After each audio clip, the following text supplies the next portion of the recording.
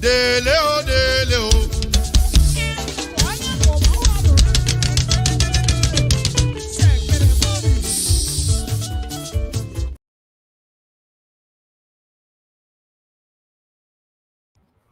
All right. Good morning, good afternoon, good evening to every one of you right there. We're back again.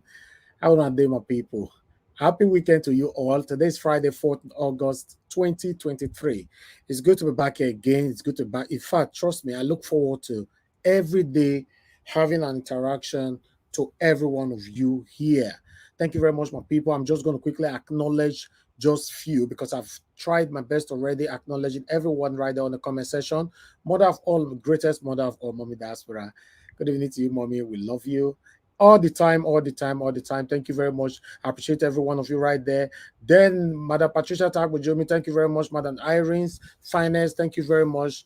Madam Martina Obasi TV, I appreciate every one of you right there. I can see Mrs. Boygbe, Favor, thank you very much. Ebuka John Oga, thank you. Adewale James Babayale, thank you. Vitals, I can see you. Thank you very much for joining us. Good evening to every one of you. Happy weekend to you all.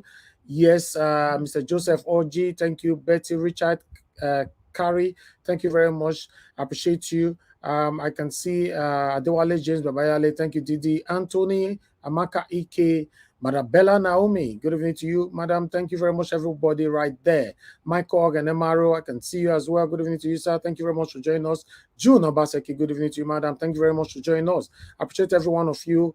BTV Niger, thank you very much. Maka Fujabi, thank you. Stella Imasemendo, thank you very much, my wonderful people. Now, God bless you. Now, please press on the like button and help us to share. And I can see more people right there. Let me quickly acknowledge more people. Frank Emmanuel is with us. Thank you, Evie Jack. Thank you.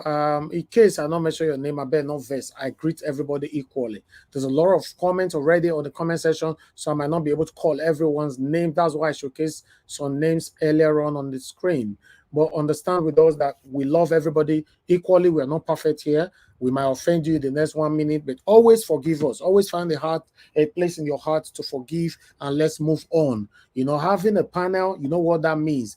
Panel results to lots of argument, disagreement, and opposing of anybody's opinion. So that might trigger anger to anybody. Please, verse more because you're entitled to it. Even me at the verse.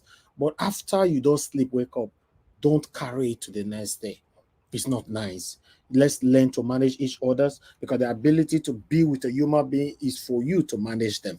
If not, we will not have anybody around us. I appreciate every one of you. Maria, thank you very much. God bless you all. Meanwhile, on this show today, on this broadcast today, before I acknowledge, let me just acknowledge Joshua Ogbori. Thank you very much for a super chat. You said, let me quickly read your text. Your wonderful text said, good evening, my beloved brother Elvis. May God continue to strengthen you and increase you in wisdom, grace, health, wealth, and protection. Amen. A big amen to that. A big amen to that. May God bless you. I really do appreciate this. Thank you very much. I just got another super chat right now from Mr. Joseph Oji. Thank you very much, sir.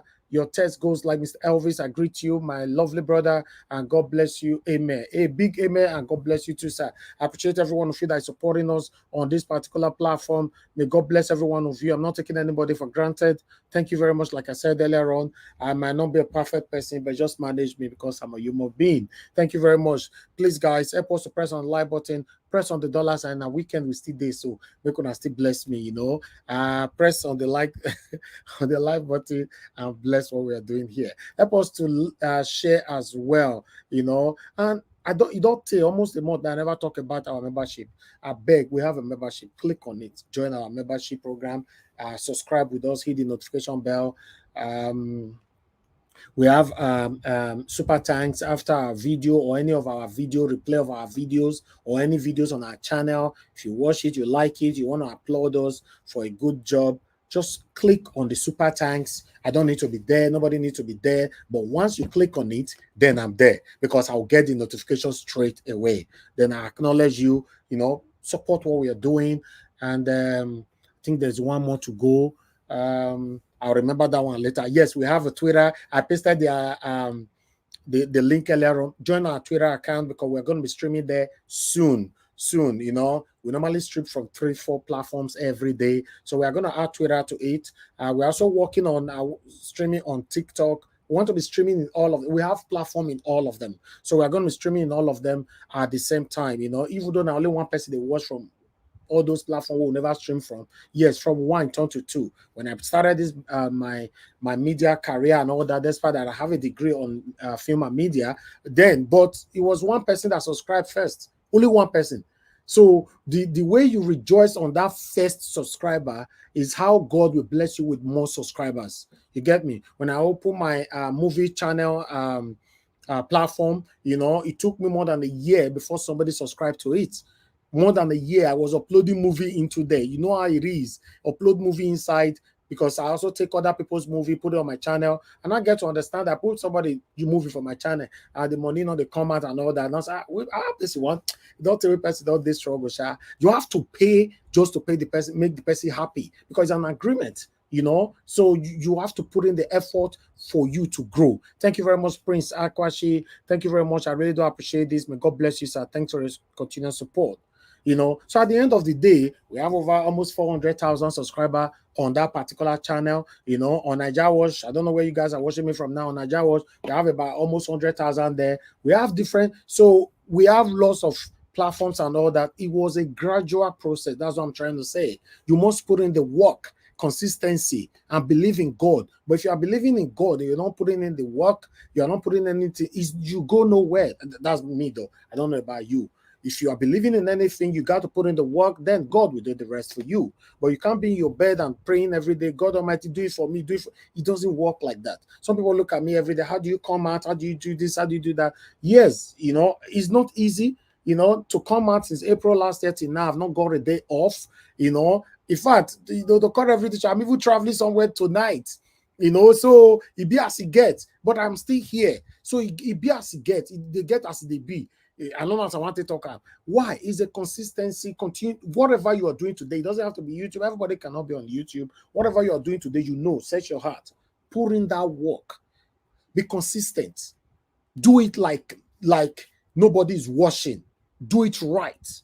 One day you look back, say, thank God I started this journey that time. So me coming out every day, I already know that no matter how, everybody cannot love you. That's the number one. That's a normal thing. But I know there are people that genuinely love me. So when I think of these people that, these people are looking up to seeing me tonight, to tone it down becomes a problem. You know, a couple of, it be like the day, let's say yesterday or the first day, I not quick comment. I received lots of messages on my WhatsApp.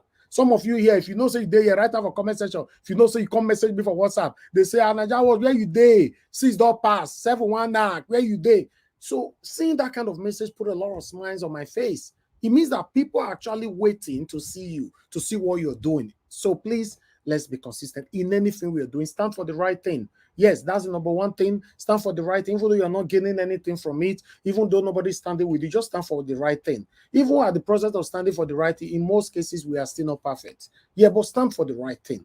You know, let me tell you the good thing about standing for the right thing. Even though you are criticized today, it doesn't take that long before some of the people that criticize you will now look back and say, now true, that guy talk. Last year we did talk. I don't know. God, I can't. I judge this guy wrongly. Now, so life they be. It doesn't matter. Don't worry about how people will think, or you want to join the group and all that. Everybody's not living fake life everywhere. No truth anymore. Everybody hurting each other's. It's not right. It's not right. Let's stand for what is right. Mr. Peter Obi, I've trained many of us. You know, for me particularly, I've said it before that I'm learning a lot from this man. A lot from Mr. Peter Obi. So I'll continue to learn from him because this man has changed me personally.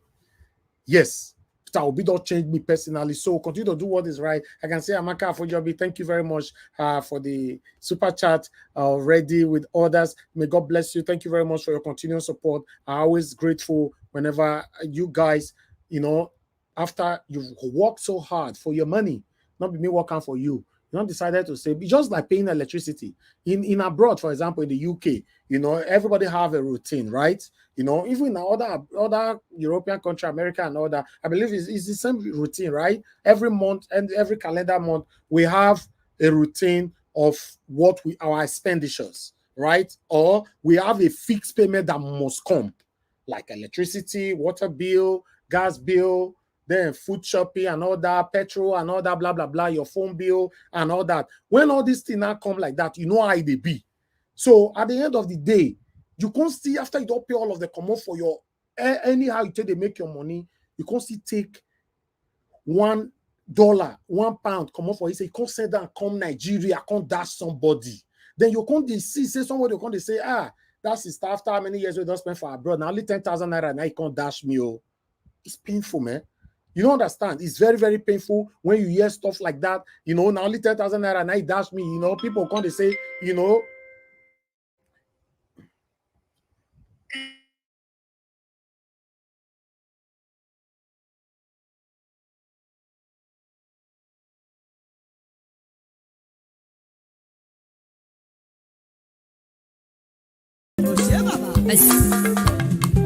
Oh, my son, you should be ready to lay good foundation. Earlier the better. In the nearest future, you could be one of the leaders. So we pray. Amen.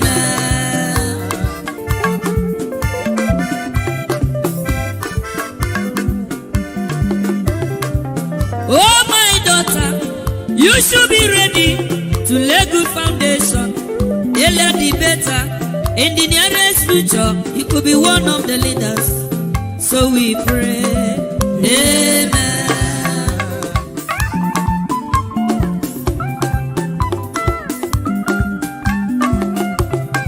To become a leader is not very easy. To become a man is not a day job. Everybody's ambition is to become a leader and to become a rich man. All right, guys. Sorry for that distraction. Quickly, yes, like I was saying before, let me quickly say this so we can move on. I'm gonna post out a link soon.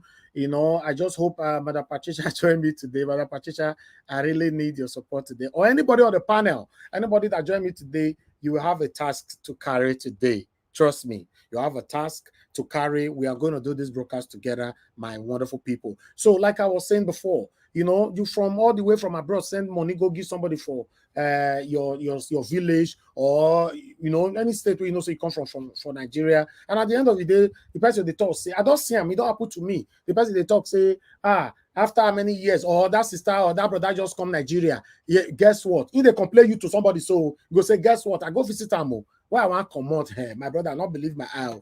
This man, you're going to give me 20,000 naira like say I dey hungry. You know? So that thing, it be as it gets, you know, because just imagine, my people, if you visit Nigeria, say you spend 2 weeks, and in that 2 weeks, you meet 100 people where you want dash money. Let us, you say that 100 people, you give them 20,000 naira times 100 people. You know how much be that? So some people want you to give them all the money. Doesn't work like that. Let's learn to appreciate each other. It's very, very important. I appreciate every one of you. Thank you very much, my people. I'm going to post out a link right now so that you can join me. 3, 2, go. That's the link. I have a couple of presentations to do. I just hope we can get this right. Or I have a couple of presentations to do, but I've posted out the link already. Click on it. Join us here. Now, God bless you, now, my people. I appreciate every one of you. Ebuka, John, Oga. Thank you very much, sir. TD Anthony, yes, God bless you all. Yeah, Mr. Wala, I can see you as well. Thank you very much for joining us. God bless every one of you right there. Shukun so I can see you right there. Thank you, Mother Patricia. Enough, my dear sister, I can see you right there. Thank you very much. God bless you, Chris. Mandela, thank you very much, and many, many more. Festus Imons, thank you. Amaka Fujabi once more, thank you very much. I'm grateful. And God bless every one of you. But meanwhile, before I set my people in, okay, Black Panther, I don't see you. Mother Patricia, I don't see you. Felix, I don't see you. You know, Gina Francis, you know, and many, many more. So in case you are turning your camera off, you know, Black Panther, I see say they look. I don't know. They can add you to a screen like that. What are you trying to press? You know? All right. Okay, good. Okay, Black Panther, I believe you are facing something right there, but let me accept others in. Madam Patricia, how are you doing today, man? Good evening to you. Okay, I'm doing great, Mr. Elvis. Yes, I can. Sometimes it takes me some time to on mute. I don't know why. Yeah, so that's good evening. Good evening, Mr. I'm here. So no shaking. So I don't see him. Thank you so much. Thank you. All right. Oga Phyllis, Black Panther, yes. Engineer Francis, yes. Thank you very much, my people. That is fine. Black Panther, how you doing, my brother? Good evening to you. I did find you. Everybody go laugh today. I don't see their face. Not easy. These broadcasts go hot, not be small. They go hot. I just pray say I get the chance to show now. Which I want to show now. Oga Phyllis, yes, that's fine. I don't see you off your camera, sir. Thank you very much. Oga Phyllis, you need to off your camera, If I accept you in, thank you very much. Say this our broker, we want you to see your face, not be street or anywhere, anybody day. We have rules over that. Oga Phyllis, it's good to have you here. How are you doing, my brother? I greet you, my beloved brother. They never say anything. No retreat, no surrender. I greet everybody. That's so. I don't go back to my brother. It's good to have you on the panel. Thank you. All right, Gina Francis, it's good to have you here, sir. How are you doing today? Good evening to you, sir. Good evening. Good evening, everybody. I believe today is a better day. Yeah. And tomorrow will even be a greater one. Yes. Thank you, sir. God bless you. Thank you. Mr. Chuks Obiboezi, I don't see you. That's fine. Omashola, that's fine. Thank you. Mr. Alex Edoson, thank you very much. By the way, where's my brother Alex Amagba? Where you dey? Because I know you dey my back all the time. I want to hear from you as soon as possible when you can. Anyway, all right. Mr. Chuks Obiboezi, how are you doing, sir? Good evening to you. Yeah, good evening, Mr. Elvis. It's nice to come on the panel again. I've been feeling sick, for not being on the. No, not like I'm sick. I've been feeling sick not being on the panel, man. Okay. Yeah, I was a bit busy. You can see the other day when I tried to call in, the network, because I'm always on the road this time around. That's why I couldn't join, earlier. But, it was buzzing. You guys were buzzing. Last time I was with you guys till nearly 4 o'clock. Exactly. All right, then. Thank you. Yeah, we are with you guys. Yes, so we are together. I'm happy you are here because we don't want to talk about today. I need you. In fact, I need brother. Even Malema don't carry the fire. He don't shoot the fire up. Even Malema, he said we go change all of them from A to Z. We go come out all of them. Wow. We go come out all of them. Thank you. Thank you, sir. Thank you very much. All right, Amashola, thank you very much, sir, for joining us. Good evening to you. How are you doing today? I'm fine. I'm good. Thank you. Thank you very much, sir. God bless you. I'll come back to you. Mr. Alex Edoson, good evening to you, sir. How are you doing today? Can you hear me, sir? Mr. Alex? Yeah, my brother. Yes, good sir. evening. I thought I'm not on the show. Am I on the show? The whole world they hear you now. If you're not there, so you don't hear now wow. Hey, my people, how are they now? Happy weekend. Thank you very much, sir. It's good to have you. I hear Mr. Chuk's voice now. I am happy to hear from him. Welcome, sir. God bless you all. Thank you very much. Thank you. All right. Augustus OB, it's good to have you on the panel. How are you doing today, sir? Good evening to you. I'm fine, Mr. Niger Watch. Thank you for having you today and our lovely viewers all over the world. Thank you, brother. Thank you, sir. Thank you very much. God bless you. Thank you. All right. We have Christopher Osuma. I believe this is your first time on this panel. Mr. Christopher Osuma, please tell us, where are you joining us from? Please unmute yourself, Christopher Osuma. Where are you joining us from? Christopher Osuma, you're not saying anything. All right, you're not saying anything, so I have to take you out. Okay, you don't already remove yourself. Okay, that's fine. Because you are new to the panel, we need to be sure who is behind that camera right there. I appreciate every one of you. Thank you very much for your time with us. May God bless every one of you. I think we still have about 2 spots to go, but we have patience. Evagaru. Patience Evagaru. Hi, that name, man. Thank you very much for the super chat. May God bless you. You know, Mother Patricia, I bet pronounce that name for me if you did there. Any Benin person with the panel. Evagaru. What we would do, what someone would do. Evagaru. Okay. All right. Thank you very much. What someone would do, and Mother Patricia, you're already doing it, right? Thank you very much, Mother Patricia Evagaru. Thank you. May God bless you. I really do appreciate you for your super chat. Thank you for your support. God bless you, man.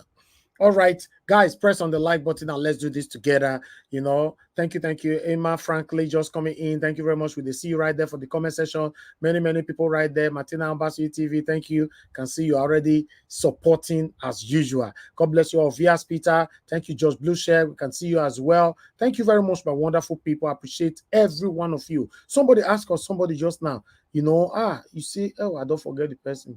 Let me see. Somebody asked one name just now. I wanted to respond, but I can't see it anymore. So sad. Very sad. I know, say somebody asked of a name. 1 minute. Let me see if I can quickly. Mono Ferreira, thanks for coming in. Mary Kimade, I can see you. Thank you very much. Now, God bless you now. Thank you very much. All right. Okay. Tiobala. Tiobala is fine. Tiobala is fine. I don't know. I know say Tiobala na workaholic. You know, is a businessman, is here and there, but it's very fine. You know, but one thing I want you people to understand is that, you know, most of the people that is known on the panel, most of them are still there supporting me. But some of them are not supporting me anymore, but I don't know why, but I love them. Yes, it's a normal thing. It's a normal thing. Let me make you guys understand something. You know, there's every possibility, say, even some of now they hear me today. You never know, the next a month or two, one feet decide, say, I don't want to watch Elvis again, or I don't want to join a panel again. It did happen. But let us always pray when it happens.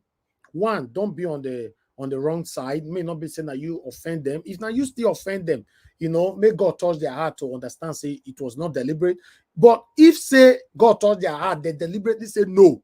But that's fine. Pray for God to give you somebody to replace that vacuum. It's very important. Change is inevitable, but don't take it personal. That's my stand, though. You know, no matter. I don't see people who don't come on from my channel for 6 months. They come back again. What about if I stone them? No, don't stone anybody. You know, but if I they angry, you say I don't get right to be angry, then there's a problem somewhere. Anybody on this panel have right to be angry. I have right to be angry, but don't keep it for your heart. Now that one, I might stand with that. Thank you very much, my people. Let's move on, not to be distracted. May God bless every one of you. Okay. Now, before we go on the bigger one, you know, I want us to listen. Tinubu insists, say he win this election. Nobody ask him question, no, but he insists he win them. You say anybody will not happy with him, you know, doesn't deserve a victory or whatever. I don't know, it's talking parable, you know, but I'd like us to quickly go to Arise and let them take us through on this particular one. After this, we have a bigger one for you. Thank you very much, my people. May God bless you all. Thank you. Please press on the like button and let's do this. Oh, my brother just coming in and give us a mandate. Give us a mandate. Thank you very much, my brother, for coming in. How are you doing today? Good evening to you. Good evening, Mr. Elvis.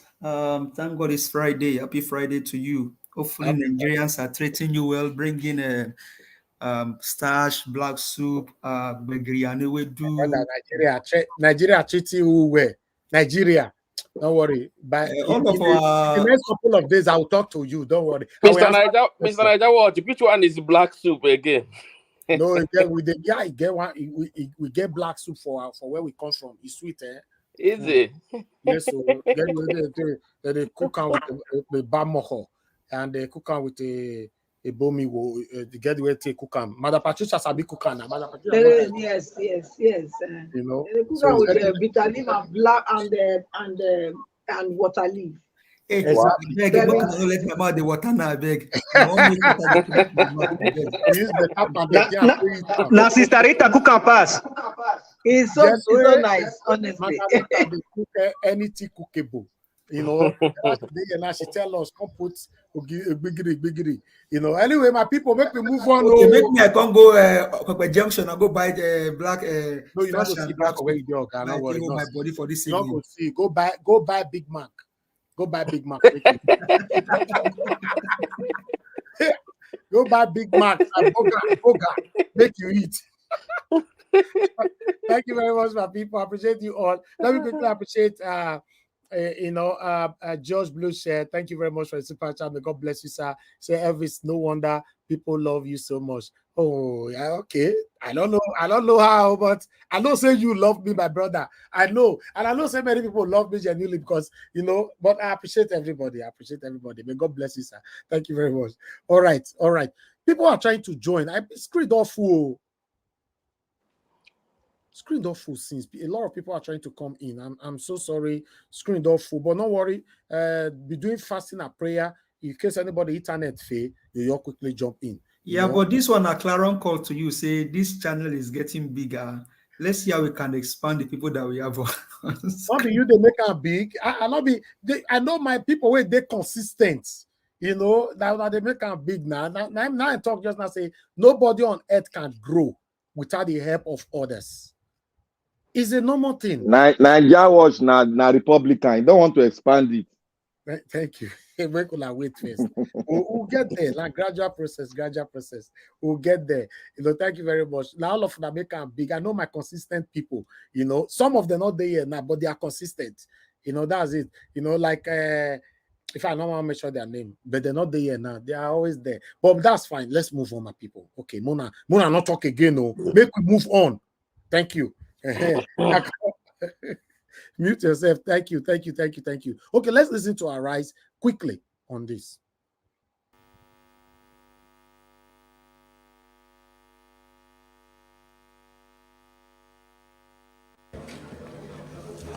Correspondence from Mr. President.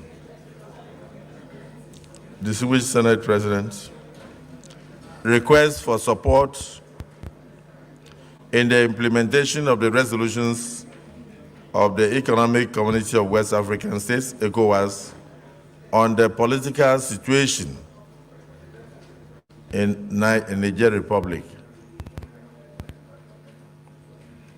I present my modest compliments to the distinguished Senate President and distinguished senators, and do have the honor to inform you that following the unfortunate political situation in Niger Republic, culminating in the overthrow of the administration of His Excellency President Mohamed Bazoum on 26 July 2023, the Economic Community of West African States, under my leadership, condemned the coup in its entirety and resolved, alongside other members of the international community, to seek the return of the democratically elected government in Niger. Consequently, in a bid to broker peace and restore democracy in the country, the ECOWAS convened an extraordinary summit of the Authority of Heads of States and Governments on Sunday, the 30th day of July 2023 in Abuja. The body, consistent with African Union and ECOWAS protocols on constitutional changes of government, thereafter issued a communique, a copy attached, on the line of action decided upon by member states. As chair of ECOWAS, Nigeria has the obligation to lead in the implementation of the directives outlined in the communique, and as such, steps have been taken to give effect to the resolutions therein. Accordingly, the distinguished Senate is invited to note the following, and the following actions expected of ministries, extra-ministerial departments and agencies, including military and paramilitary agencies. These actions include: 1, closure and monitoring of all land borders with Niger Republic and reactivation of the border drill exercise. Cutting off electricity supply to Niger Republic.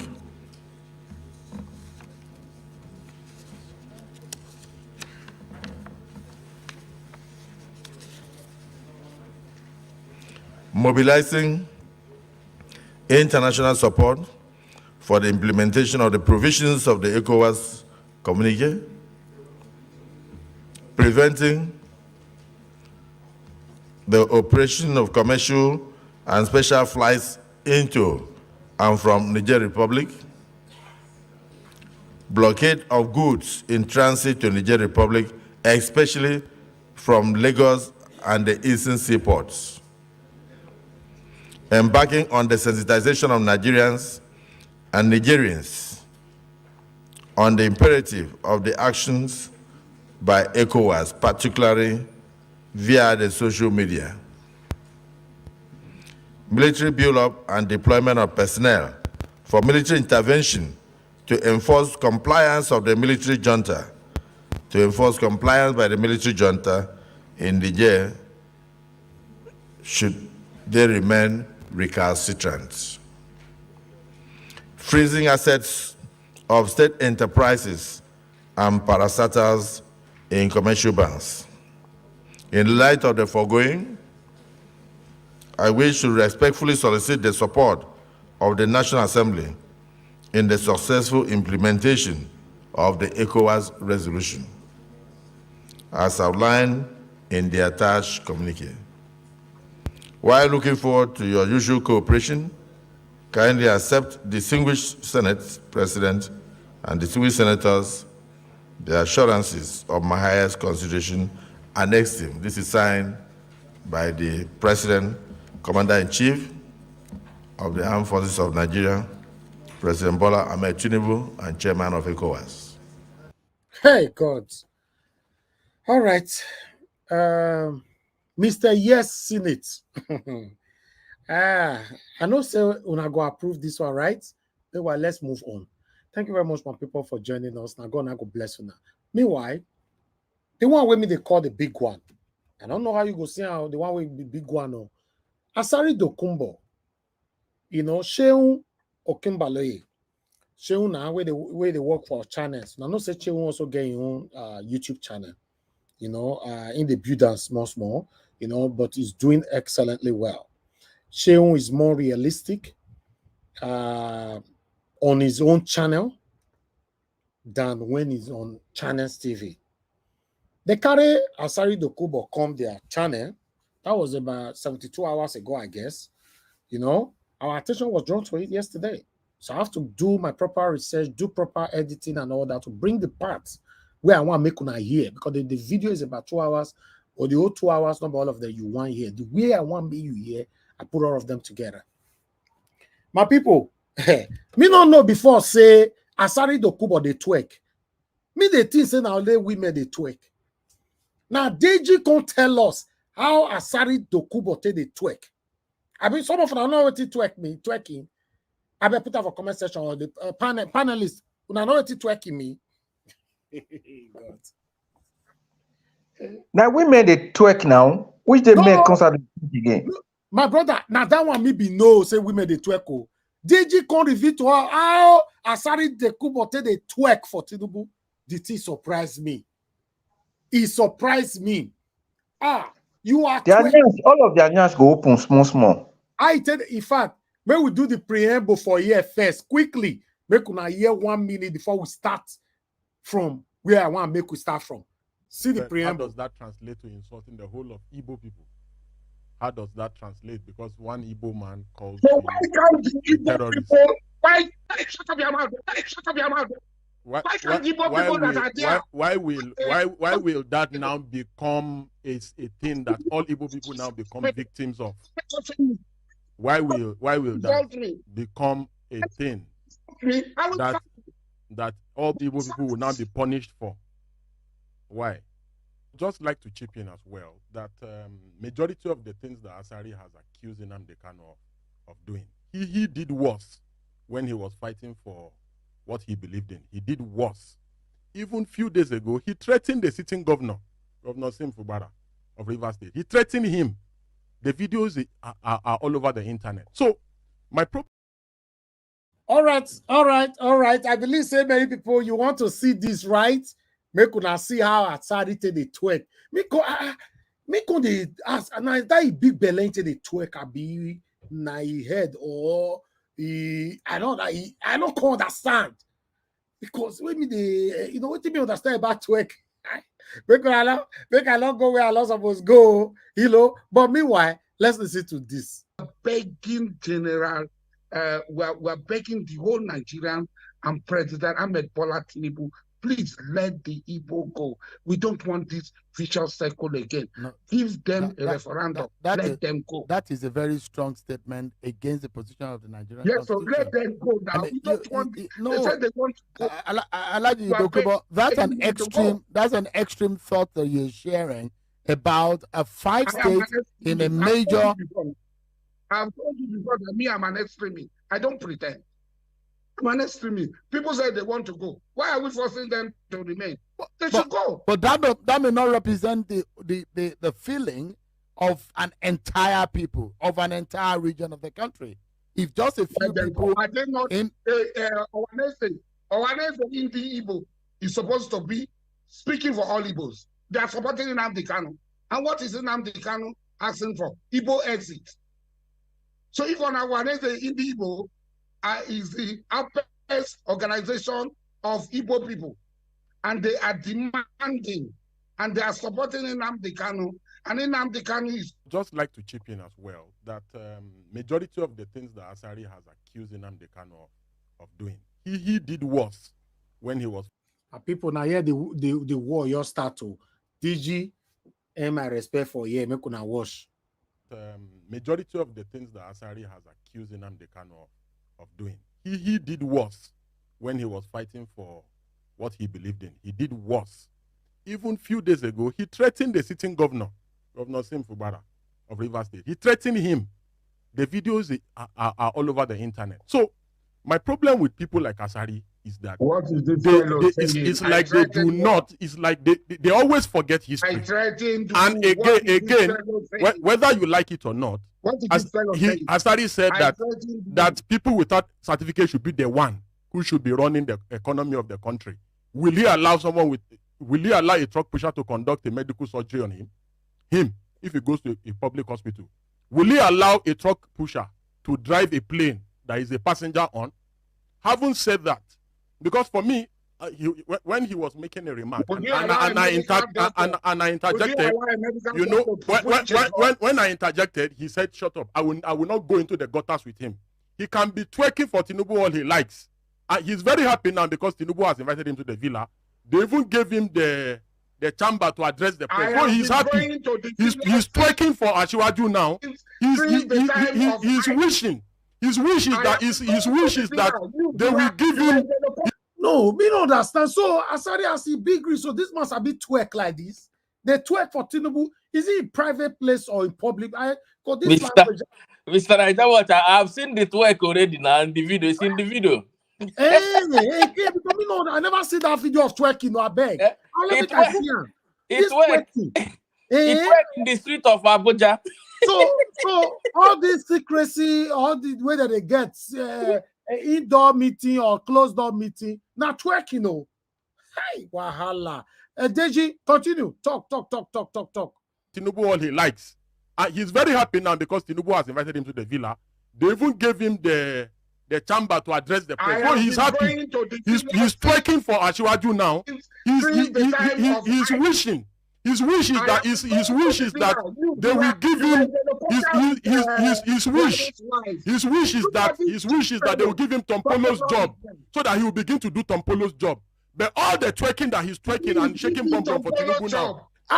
No, Deji, you say they twerk. You did not. They say shaking bomb for Tinubu. Nah, this Deji he get bad mouth too. No, I don't understand. He said Asari Dokubo is shaking bomb for Tinubu. I don't hear this one before, my brother. Bomb and the big belly. My brother, meanwhile I did this, I don't hear that part. I don't know say bomb joy.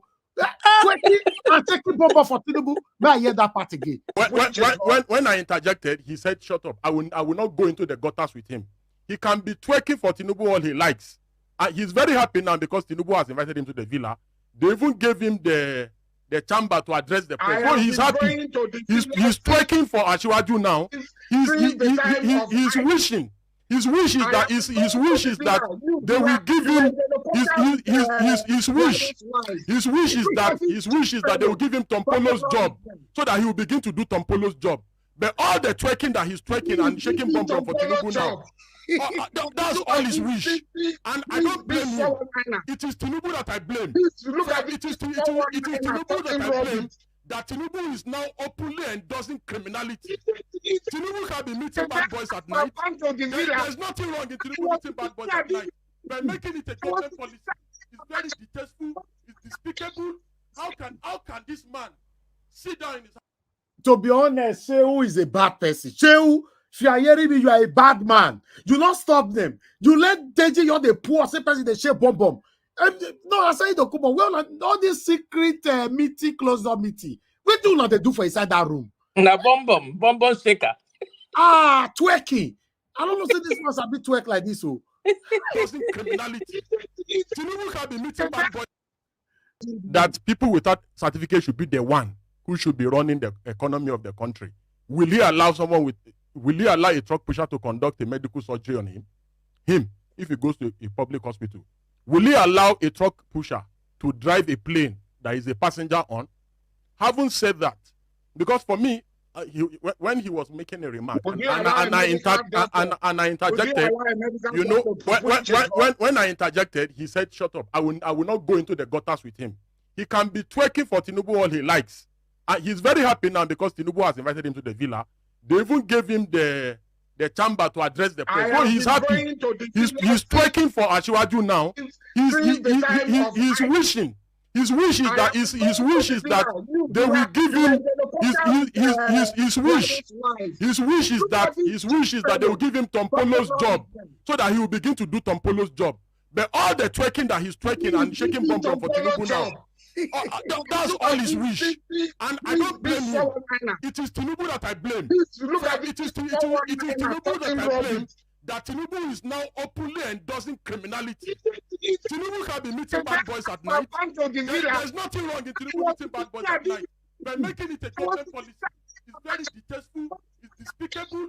How can this man sit down in his house and be threatening a sitting governor? Because the governor simply told him that his boys are the one who are creating the insecurity problem in River State. Again, several groups in Imo State have come. Several groups in Imo State have come to say it is his boys in Imo that are killing people as unknown gunmen in Imo. Just like the way you have raised that issue, the way you have raised this issue now of the NGO that said it is boys. It is Asari's militia that are killing people in Imo. Allow Alhaji Asari to respond. Alhaji, speak to the issue raised about the Rivers governor. No, Shehu, what you do so not good, to be honest. Shehu, na 3 times I call you. For your president, you the talk say Agrippa like this. They take bomb, they twerk. You don't stop them. You allow them to talk for more than 10 minutes. This stage you finish Amo. Deji finish him. He finished. In fact, in the history of Nigeria, nobody does tackle Asari like this. In the history of Nigeria, nobody. The guy finished up, I beg. Allow Alhaji Asari to respond. Alhaji, speak to the issue raised about the are hungry. The military are hungry. That I have exposed them. I've closed where they are eating, and so we are going to take this. Please, I did not go there to take Tompolo's contract. I did not go there. This man is very cheap. You talk cheap. I did not go there to take Tompolo's contract. I have enough. So I'm a Muslim. Why are you twerking I'm so satisfied. Hard, why are you twerking so hard? You are twerking too much. You are twerking too much for Jagaban. You are twerking too much. You are twerking so much. You are twerking too much. Twerking so much even the Jagaban you are twerking for, even the Jagaban you are twerking for will not respect you like this. He will respect Tompolo more, who is quiet and silent. I know this DG, you are twerking so much, too hard. Too hard. How? What all this language? I don't understand. What is this man saying? You are twerking too much. Mr. Niger Watch. Yes, sir. You know, say Asari Dokubo no even know what in they call twerk. No, okay, bump. He's bumping so high. He don't even know. You know here what he ask him now. So what do you mean? Is waiting at the twerk? Let's move on. It's very cheap. You talk cheap. I did not go there to take Tom Polo's contract. I have enough. So I'm a Muslim. Why are you twerking I'm so hard, satisfied. Sir? Why are you twerking so hard? You are twerking too much. You are twerking too much for Jagaban. You are twerking too much. You are twerking You are so twerking much too about much. what? You are twerking too much. Twerking so much about Even what? the Jagaban you are twerking for. Even the Jagaban you are twerking for will not respect you like this. He will respect Tom Polo more. Who is quiet and silent. You are twerking too much, sir. All right. Thank you very much, my people. I appreciate every one of you. That is the end of this particular broadcast. the OT, it be as it gets. I never seen this kind of thing before for my life. All right. Thank you. Good morning, good afternoon, good evening to every one of you right there. I have an article that I really need to take quickly from Atiku. Let's take this before we start talking, because I might not be available later on. Let's quickly put this on. One moment, my people. Let me put this here. This is from Atiku to Tinubu. All right, there you go. Okay, as you can see right there, you can see avoid military hostilities in Niger. Atiku warns ECOWAS. Okay, we're going to take this one from here quickly. A former vice president of Nigeria, Atiku Abubakar, has warned the Economic Community of West Africa, ECOWAS, not to travel the road of military hostilities to resolve the leadership crisis in Niger Republic. Then it went on. President Mohamed Bazoum was overthrown on July 26 by his own guide in his region's third patch in as many years following takeovers in neighboring Mali, Burkina Faso. The regional body had threatened military intervention in Niger following the coup in the country. But in a tweet on Thursday evening, Atiku faulted the plan, saying using military hostilities may exacerbate the status quo. According to him, the crisis requires diplomatic engagement, which must mean that the channels for dialogue should be well sustained. So now then I tweet with that. I say military intervention in Republic of has created tension across the Western Africa sub-region, and it is a development that has caused international attention to that neighboring country of ours. Okay, I'll stop it right there. Now, I think with that, the same warning, especially to Bola Ahmed Tinubu, although you not mention Tinubu's name. So I'd like us to start talking now because, I really want to hear from our people right here. Thank you very much, my people. Press on that like button. It's very, very important so that our voices can go far. Currently, we have 304 likes. Please, let's take that to 400. If you are listening to my voice, take it out of that 304. Let's take it to at least 400 minimum. Thank you. Currently on 305 now. Thank you very much. Continue to press on that like button and let's do this. Currently on 307. Now God bless you, number of people. Okay, let me call on the first person on the panel today to speak to us. I would like to go to Mr. Felix. It looks like saying that you'll be the first to, because it bless everybody don't lose their spot. Not you be first before, but everybody lose their spot. They came back again. So because of that, it can't be like saying that you. So, but talk to us. Are you available to speak right now? Okay, Felix, are you available to speak now? Yeah, I'm available, my brother. I was trying to unmute myself. Sorry. Okay, thank you. Talk to us. Thank you very much. I greet all the panelists, all the viewers worldwide, and the comment section. Above all, you, Mr. Elvis, the good one of the universe. For Asari Tokumbo, according to my sister Rita, enter house. Asari supposed to be invited, arrested, and prosecuted. I like the way we Deji take Takura. I don't first see the video yesterday. He not get work. He they try to defend himself. Say he not talk this, he not talk that about the Igbo. along the line, defending himself, he still continue repeating the same word. I don't know if you can understand me.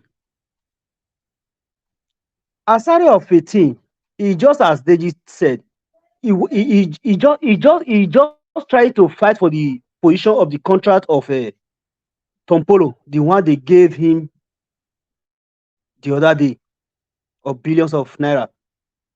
He have no job.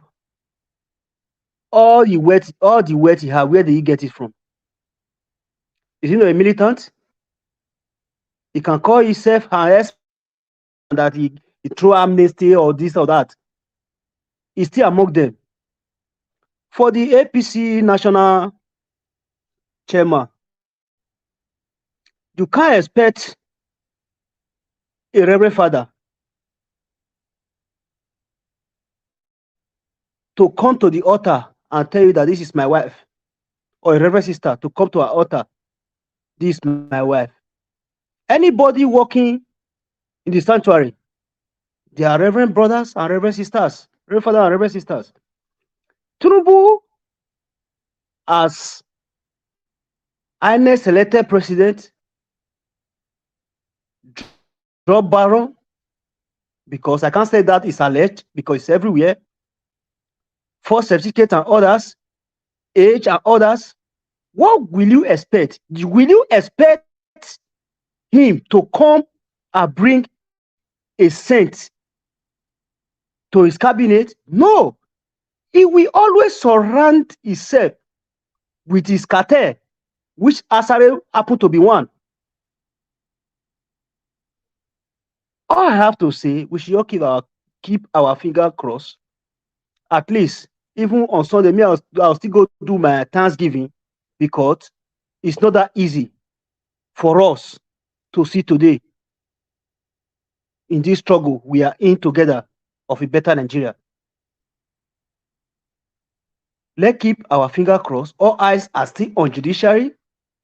The judicial system should not think that we don't remove her for their body. We still they look now. We they wait for that to a final decision. If Tinubu say he want to carry army, take go fight for Niger, may he send his wife and his children, may he send them go there.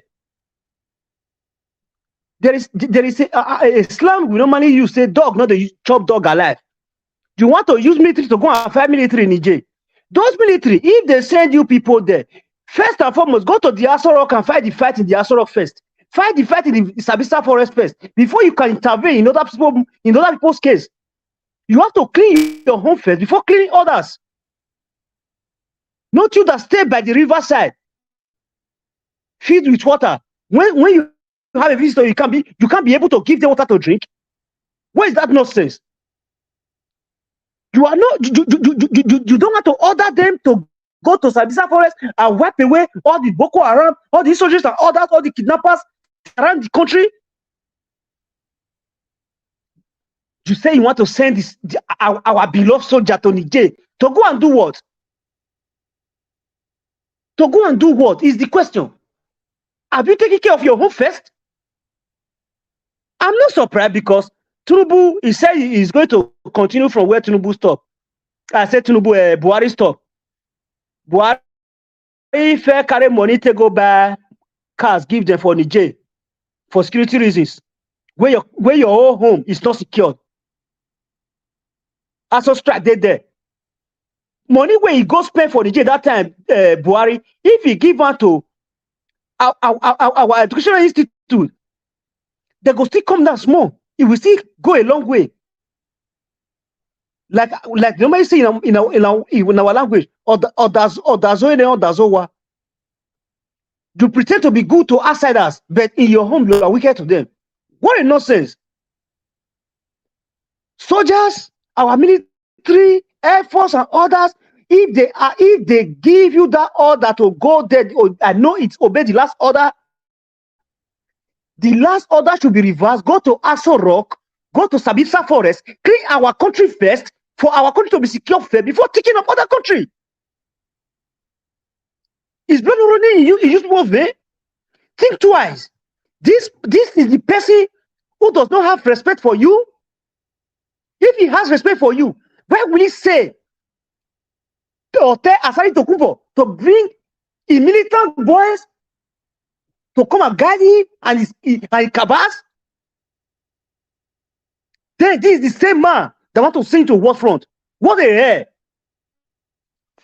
Turn down any order given to you by a superior officer because most of them are already compromised by these same drug barons. Disobey the order, go to Aso Rock, if possible, clean the country for us. I guess that is all I have to say for now. Thank you, my people.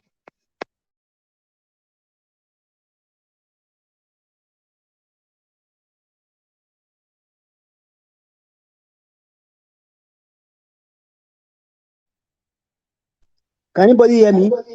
Yes. Yes, we can hear you. Okay. Yeah. Thank Okay. you. I'm done. God bless you. God bless you, Oga Felix. God bless you, sir. Thank you very much for your submission. All right, let me hear from Engineer Francis. Are you there, sir? Yes, I'm here. It's an Niger watch. Okay. Yes, Okay, Black Panther. I'll come back to you after Engineer Francis. Thank you very much. Engineer Francis, please talk to us. Good evening to you once again. Good evening. Good evening, everybody. There are three areas I wanted to touch today. One area, I will channel this one to the justices and the court. You know, there is something that I see brewing, and I don't know if you guys see it also.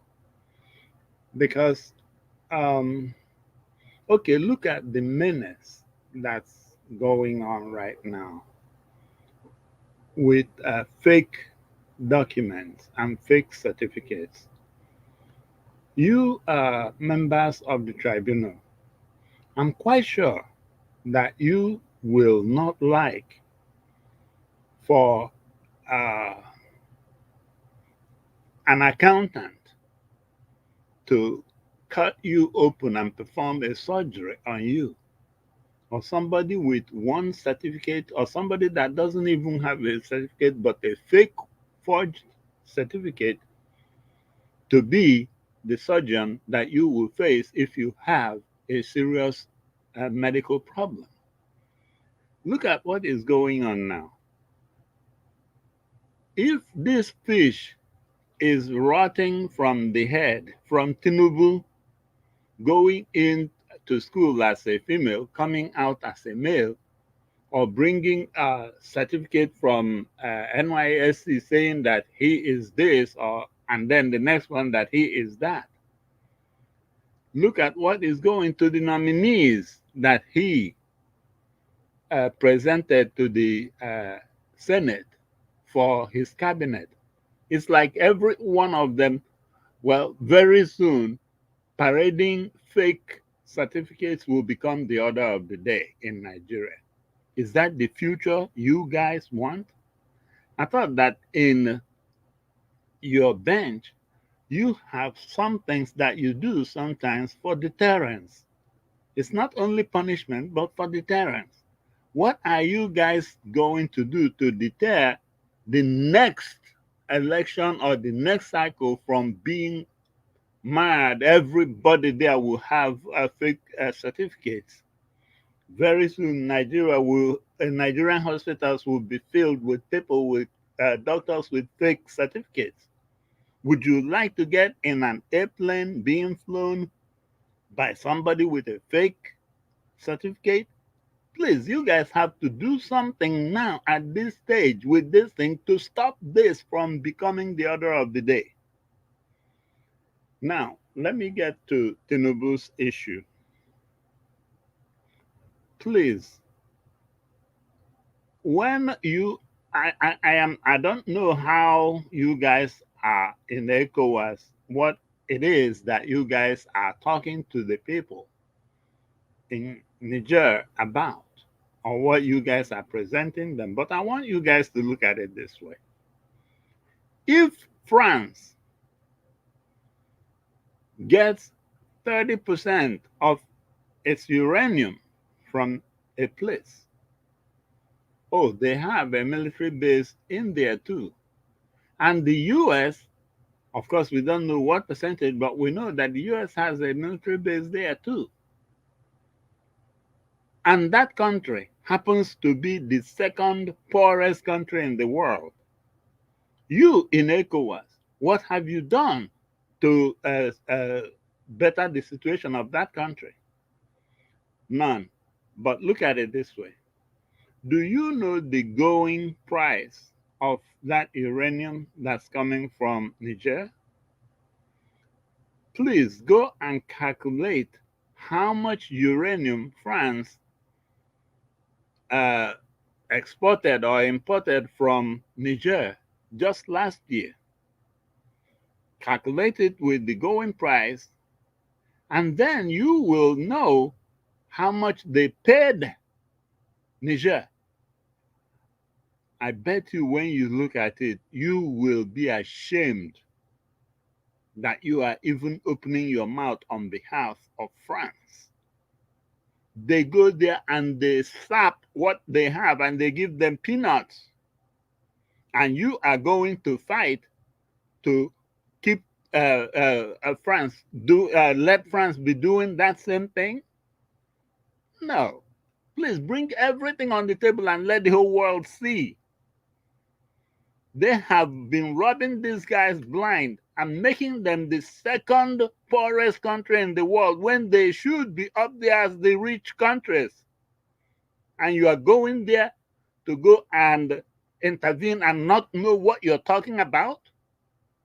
I thought you guys are supposed to be statesmen. How in the world can you even bring... Okay, I was reading something about Absalami going there. Is he Can you guys go to France and negotiate with France? For the past 5 years that you've extracted uranium from these people, how much uranium did you get? And how much did you pay them? And when are you going to balance them, the balance? Start from there. Then you will see why these people are angry. And Mr. Tinubu, please, do not even think of invoking that article section 135 of subsection 3 of the Constitution, where it allows the National Assembly to be giving you 6 months renewal every because we are at war. Because you have a crooked mind. I can tell that you see, oh yeah, war against Niger will definitely be close to qualifying as war in our territory. Therefore, you just dabble in there and start making a recycling victims, because refugees will be flowing across the border into us, and then you will be shipping our kids over there to go and spill their blood. Don't think about that. And you guys in the appellate court and the panel, this is the reason why you guys have to come up with this judgment immediately. Don't let this man get in there and then they will nullify everything that you guys are going to come up with, because they will say we are at war. You see the way I'm quite sure you guys know of that plot that delayed the judgment coming from the Abuja appellant, Abuja citizens on the 26th of May. And all of a sudden, the judge got missing. He wasn't there to say anything on the 26th of May, and then on the 29th, we had him. So now I'm sure you guys will just try to delay this one so that he will get into war, and now it will become war that will be the order of the day. That way it will prolong his tenure and even make it past its whatever, the 4 years. It can even go further than that. Yes, it's true that in times of war, things like that can come, but it's only when it is reasonable war. Yeah, the US had that with Roosevelt in 1933, where Roosevelt did 12 years because he, instead of 8 years, he went all the way. In fact, he died in office. But the point is, there is a serious reason, because at that time the world was at war. It was not a U.S. versus Panama war or U.S. versus Mexico war. No. So please, you guys have to sit up, wake up, and see where this crooked mind is going. He is going the crooked way. And Tinubu, I give it to you again. Please, before you justify putting Nigerian boots in Niger, ask Nigerians, in fact, ask France, because that's the people you are fighting for. Ask them how much uranium they've extracted from Niger just last year alone, and how much they have paid Niger. That way you can now use your tongue to count your teeth and see if these our brothers are really being screwed up by these people you are going to fight to defend, and by that nonsense stooge that they had there as what you might call the democratically elected president. That man is a stooge also and a sellout. So please, before you drag Nigeria into something you don't know, please find out and be sure that your T's are crossed and your I's are dotted. Do not take Nigeria into this kind of nonsense. We have bigger problems to handle. Of course, I thank God that now Nigerians are seeing the things you guys are made of. Look at what's going on with the APC. It's because P2B has happened to us and our eyes are now opened. So don't think that we don't see. We see now. Thank you very much. All right. Thank you, sir. Thank you very much. Thank you for your submission. Guys, I bet me gonna press on the like button. Help us to press on the like button. Black Panther, are you there, sir? Yes, I'm here. Thank you very much. Please talk to us. Thank you, Mr. Niger, and all protocol observed. I want to state quite clearly here now that Mr. Tinubu is about to commit a war crime. Why I'm saying this is that they are going to use a lot of structures against him, and the same Europeans will leave him when the time comes. Now, I want to go to Asari Dokubo before I come back to Tinubu. Asari Dokubo has made it very clear to us now that Kanu is irrelevant, that this other guy in Finland has taken over. I want you all to link it with the unknown gunmen. And I want to link it up so that we'll see where the distraction is coming in, why the Nigerian military were quiet during the unknown gunmen. And I want to also make it clear, there was a statement they made there.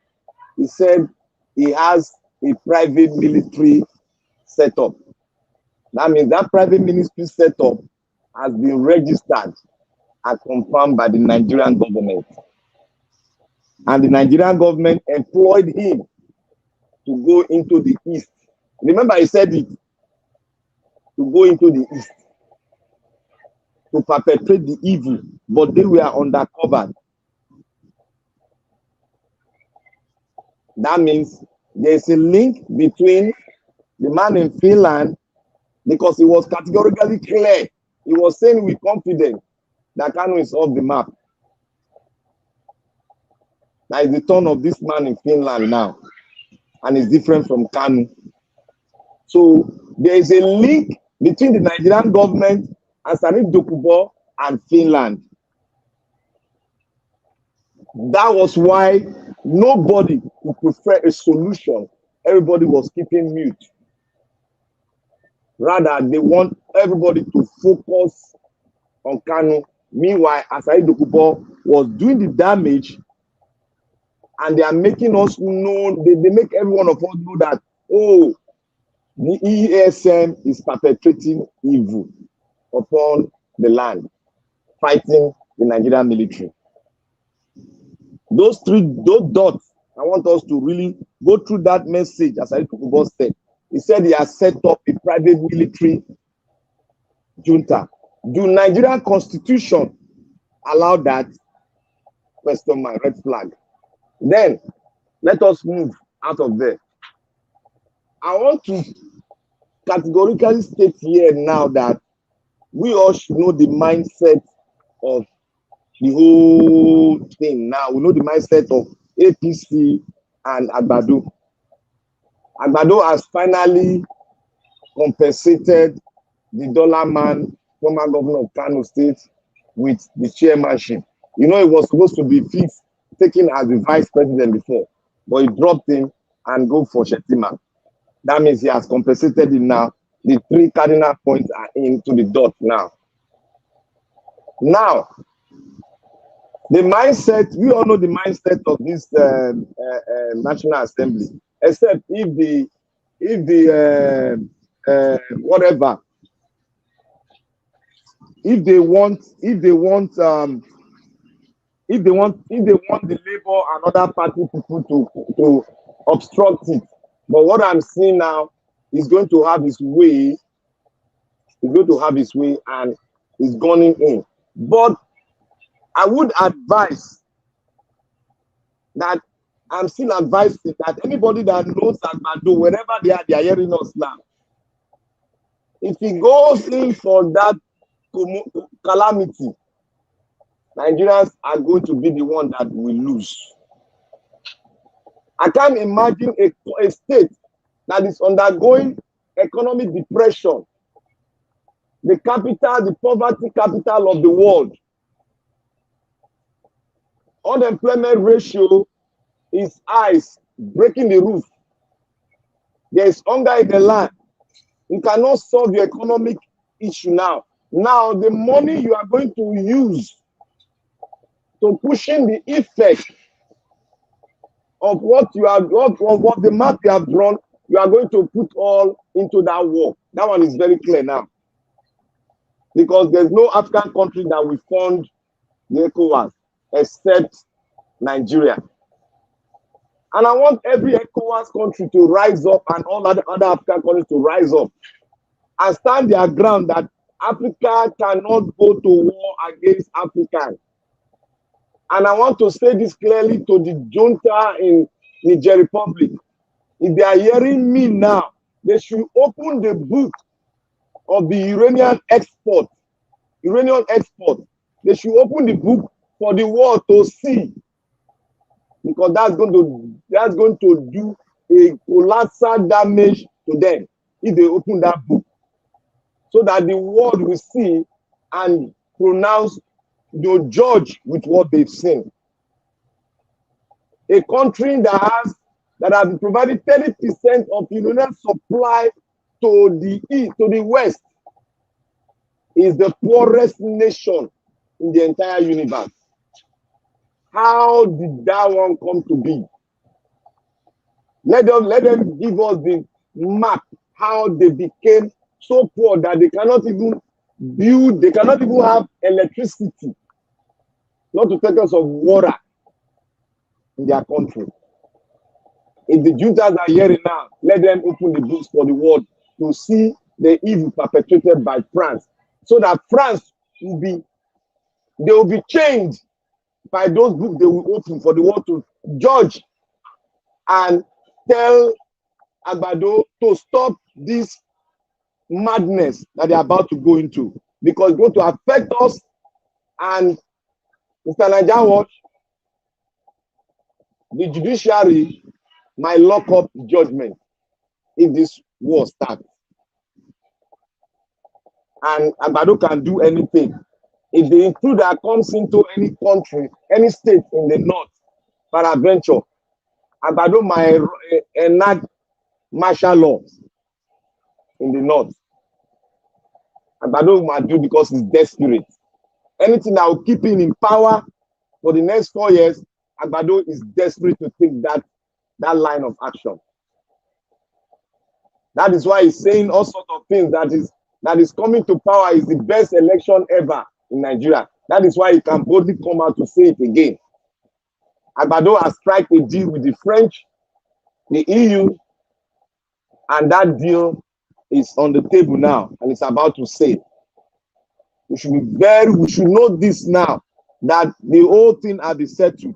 Agbado might get the approval from the Senate if and only if the Labour and the PDP will allow him to move it. I don't know the mindset of those two parties.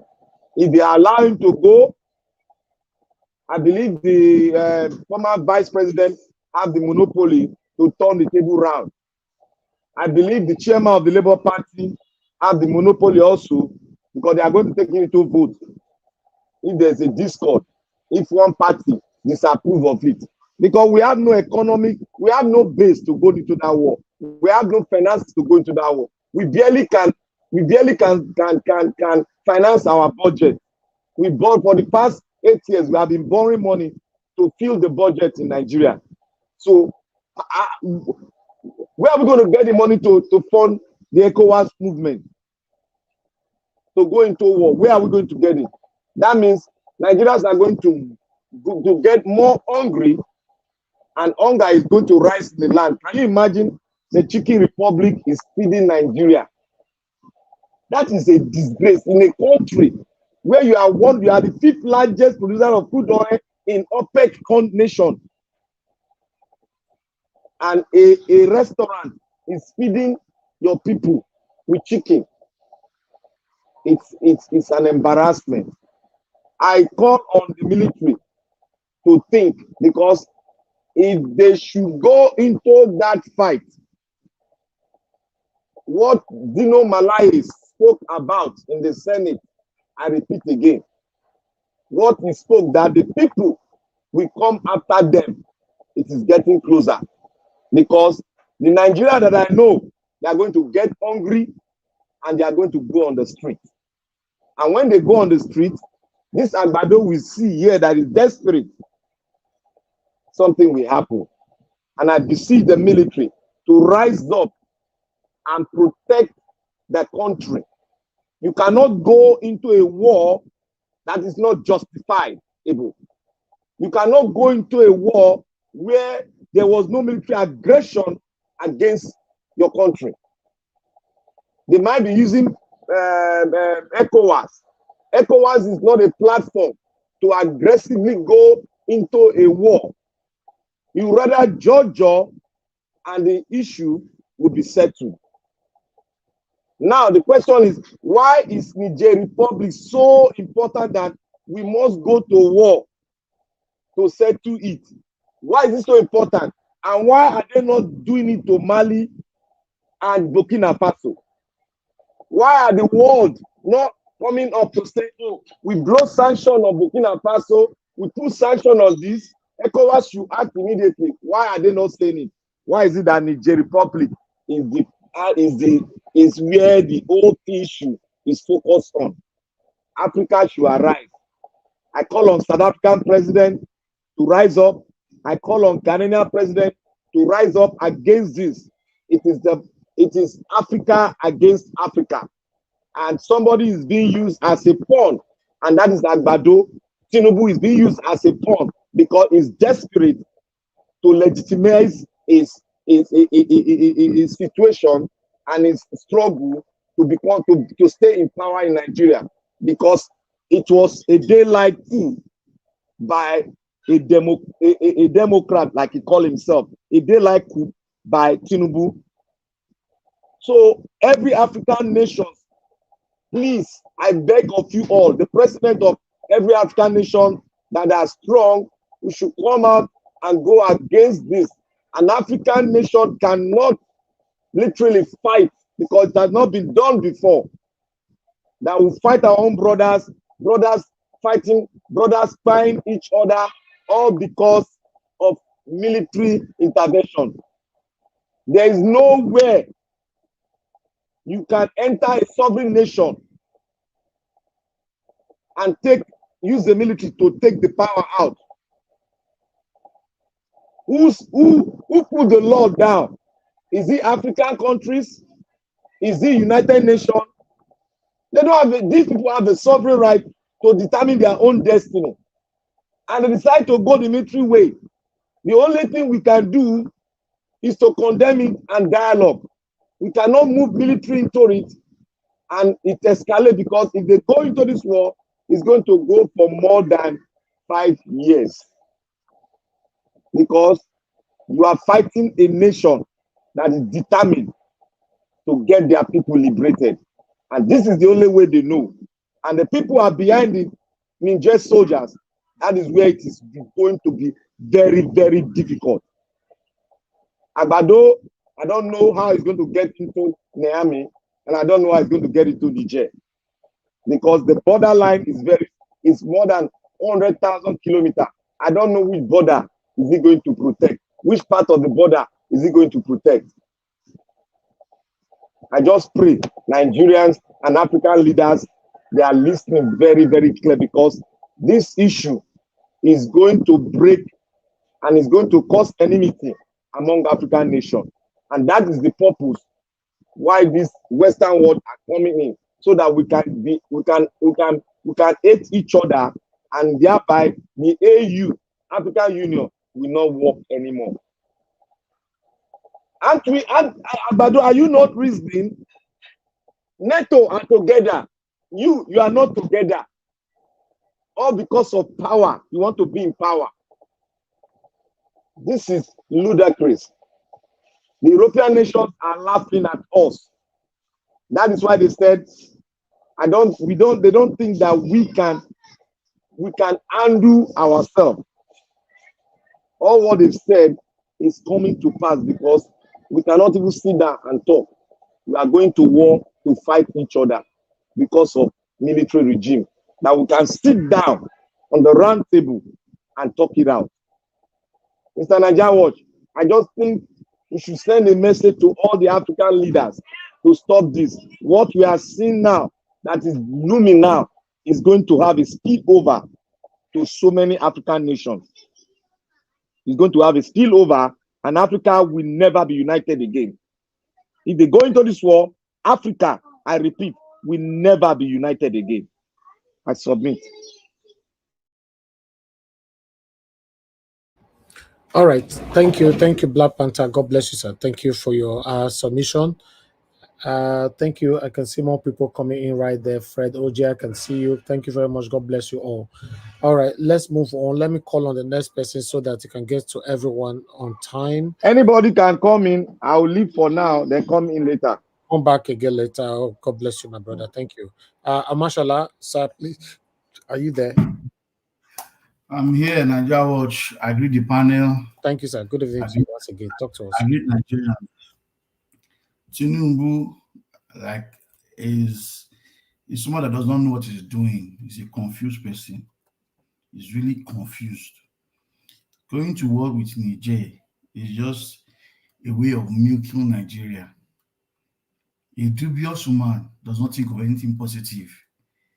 Anything that will benefit him is what he's after. Before he got into government, he's been going to France. Nobody bothered to find out what was he really looking for in France.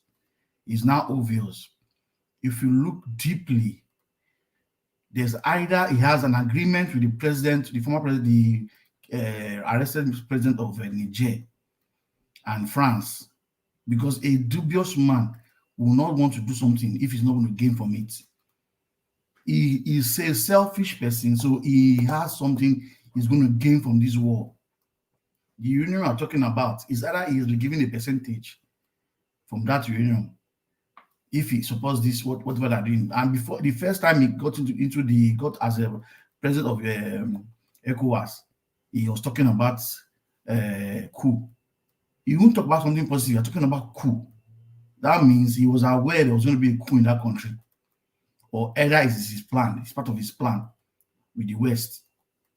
The West have held Africa captive, and they have seen Africa as their well-held, where they take whatever they want to take and don't care how they feel.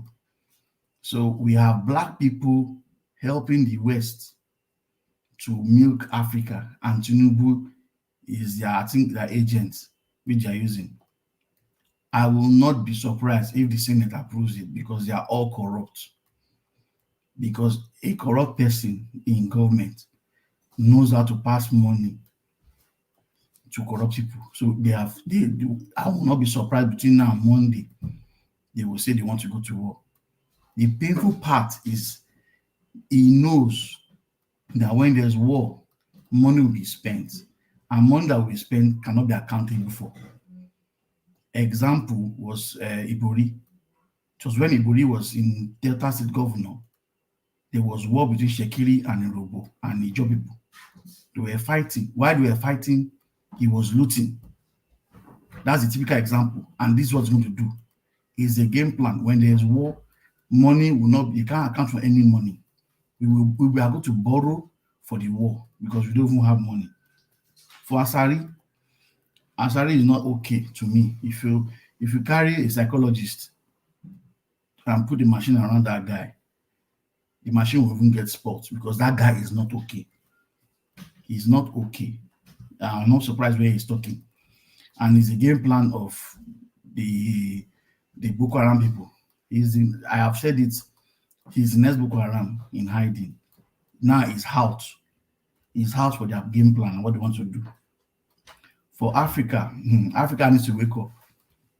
If you go to war, I won't be surprised that we Nigerians, outside Nigerians, might have the backlash of that war. We will not be seen as terrible human beings, not knowing that one person put us into this trouble. For Malema, he is talking, and he's talking tough. The West does not want Africa to be free. And the more they cause trouble amongst us, the more money they make. It's only when there's war, they can access all the raw materials, secure the place, and extract what they can extract without even paying a dime to that country. So that's the game plan. And Tinubu is helping them. For Ganduje, it's just like I said the last time I spoke on this panel, Tinubu's government is party government. Bunch of rogues, congregation of armed robbers and thieves. Senate, everywhere in government, that's where they are. Nigeria is not a place where you don't need to go to school to make money. A doctor is not regarded as anything. Professionals are not even valued. So it is people that don't go to class, don't go to school, that buy certificates, are the one ruling the country. And it's very painful. And that is why somebody that will not, they can't sit down and think critically and know that if we go to war, what are we gaining?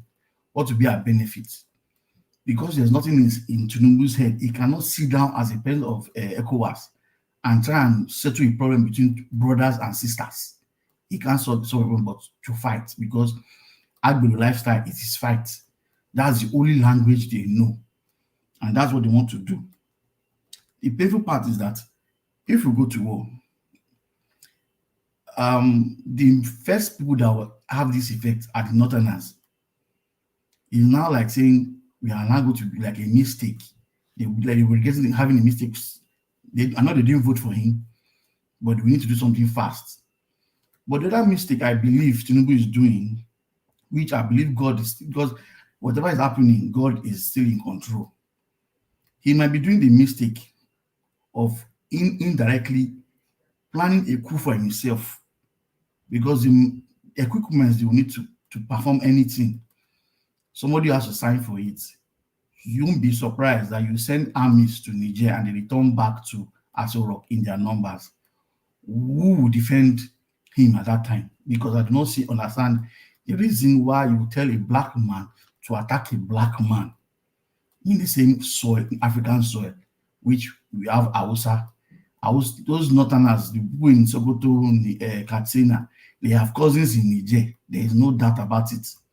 So I do not see the reason why even the Senate will even approve it. But if they approve it, I will not be surprised because bunch of people that are just there is all for their pockets. Thank you. I rest my talk here because it's really confusing. Every day we see new things. It's just new stories we are seeing every day, and nothing positive is coming out of his cabinet. Thank you. Thank you. Thank you, sir. Give us a mandate. Are you there?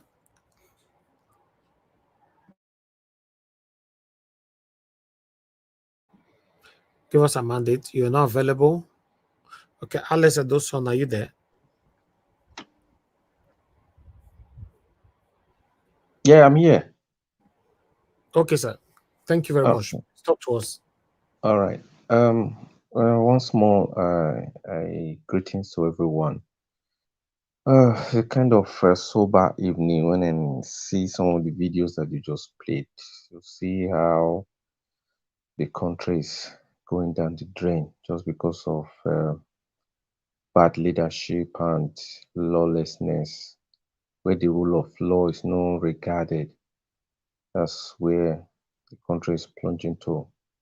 But I'm afraid I don't think these guys they know the consequence of what they're about to do concerning this Niger issue. If this man wants to kind of legitimate himself by trying to please the Western countries or to, I don't know what he's really after, but it is really trying to put Nigeria in a dangerous lane, very, very dangerous lane. First and foremost, we don't have any business whatsoever fighting our African brothers. No matter the issues that are there, it can always be resolved. Instead of talking about fight, war, using force, whatever, giving ultimatum. You know, this man, I don't just understand. The corruption that is into him has blindfolded him that he's not even using his wisdom anymore. Can you imagine a nation like the USA? Let me say the number one when it comes to in everything, they lead the world. They were not able to sustain the war they had with Iraq. Do you know that it was that war that brought up China to become the greatest competitor that they have today? A country as great as the USA, they could not. Then Nigeria, that is still struggling to take care of its citizens. Although we have the resources, but we can't take care of what we have. Then this guy is already even asking the senators or the Senate to approve whatever for ECOWAS, which Nigeria is going to bear the brunt and all these things that's going to come after it. We should really, really pray that these guys in their corrupt minds don't just agree to this. It is going to be disastrous. It is going to be those who are now on the side way clapping. It is going to be a disaster, and it's not going to just be a question of go in there and then the people you are talking about, no matter how small you are, it is their home. You can't plan and say I want to go there because it's a small country, they don't have money or whatever. I just take advantage of them because I want to make sure that democracy reigns. Come on, we all know how you got into power. We know that you are illegitimate. What are you trying to prove, for God's sake? These guys, the citizens, they are not even against the military. They say this is what they want. You say you're not telling them, just like you are doing to Nigerians. forcing yourself on them. You want to go and force the same thing on the Nigerian citizens. They are going out there celebrating that they've been liberated. But you say, no, you have to be under this rule because it is democracy. Knowing fully well that it is the same corrupt system that is wrecking the whole continent that these guys are fighting against. These young men that are now trying to change the narrative in Africa. Because of your corrupt ways and wicked ways that you've turned this continent, beautiful continent, to become the playing ground of the Western powers. Now they think Russia of all countries that don't care about you, they're not thinking it's going to be the hero. So I don't know what because we are thinking of how we're going to get back our country running by Mr. Peter Obi getting his mandate back. This man wants to go and put us in another problem. Please, those who are surrounding him, let them talk to him, talk sense into his head that he should not go this direction. He should not do it. If he does it, it's going to be terrible. And I don't know the outcome. So as for the other things, they are so irrelevant for me now, because this is very dicey situation that Nigeria is going to be in. When you talk about ECOWAS, Nigeria is ECOWAS. We are going to bear the brunt. So please, Tinubu, please, those who are surrounding him, those who are saying yes to everything he does, please talk sense into this guy to desist from what he's planning, because it is not going to go well for nobody. So I will yield for now and give room to the other people to contribute, because I'm really concerned about because of other events that have taken place, and the result of war is never okay. It's never ever okay. Oko Mose, those I will say the Benin people know what I'm talking, and for the other ones, war is ugly. It doesn't bear anything, doesn't bring anything good. Thank you, and God bless you all. Yes, war is not beautiful. For me, I don't support them. I'm not a support of it at all. I'll be talking about it.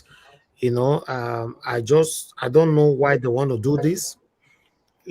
But let's hear from others here and take it from here. But meanwhile, if we have to look at it and see what Nigeria gets, I understand say Nigeria is bigger than Niger if we have to look at it, but other neighboring countries are supporting Niger right now, right? So you know what that means. So if we have to look and say, okay, the power where Nigeria feel suppress these people anyhow where they like, but more not forget say people where in the neighboring countries where they support them right now, there are a lot of them, including Russia. Russia is with them as well. So for My me, brother, it will be disaster for Nigeria. It will be disaster. Our military that cannot fight Boko Haram. Just leave that thing. The comparison that we have to put together. Let's see this. As you can see here, before I call on the next person quickly. Okay, you can see here now, for example, this is Nigeria, this is Niger, right? Okay, let's look at the statistic.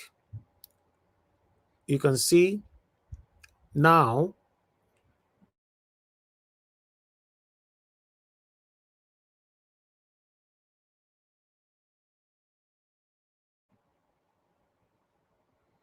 total military personnel 215,000, while Niger is 13,000. Active personnel 135,000, Nigeria, Niger is 10,000. All right. Reserve personnel 0, 0, 912 the B. Okay. Paramilitary. Nigeria get 80,000. Nigeria have 3,000. They're getting somewhere. You can see defense budget. The same money we will not see it. Now be this so abi. $3.48 billion. While Niger is on $287 million. Mr. Elvis, it's minus, so No, they just put that. No, it's not minus. It's just put there as a symbol to put it on.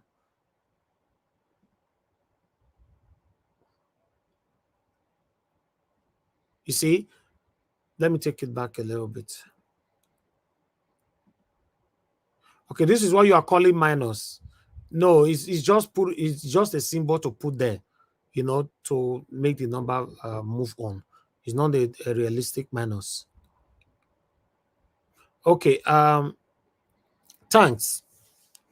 Nigeria gets 177 tanks, while Niger get none. But Russia will give them armored vehicles.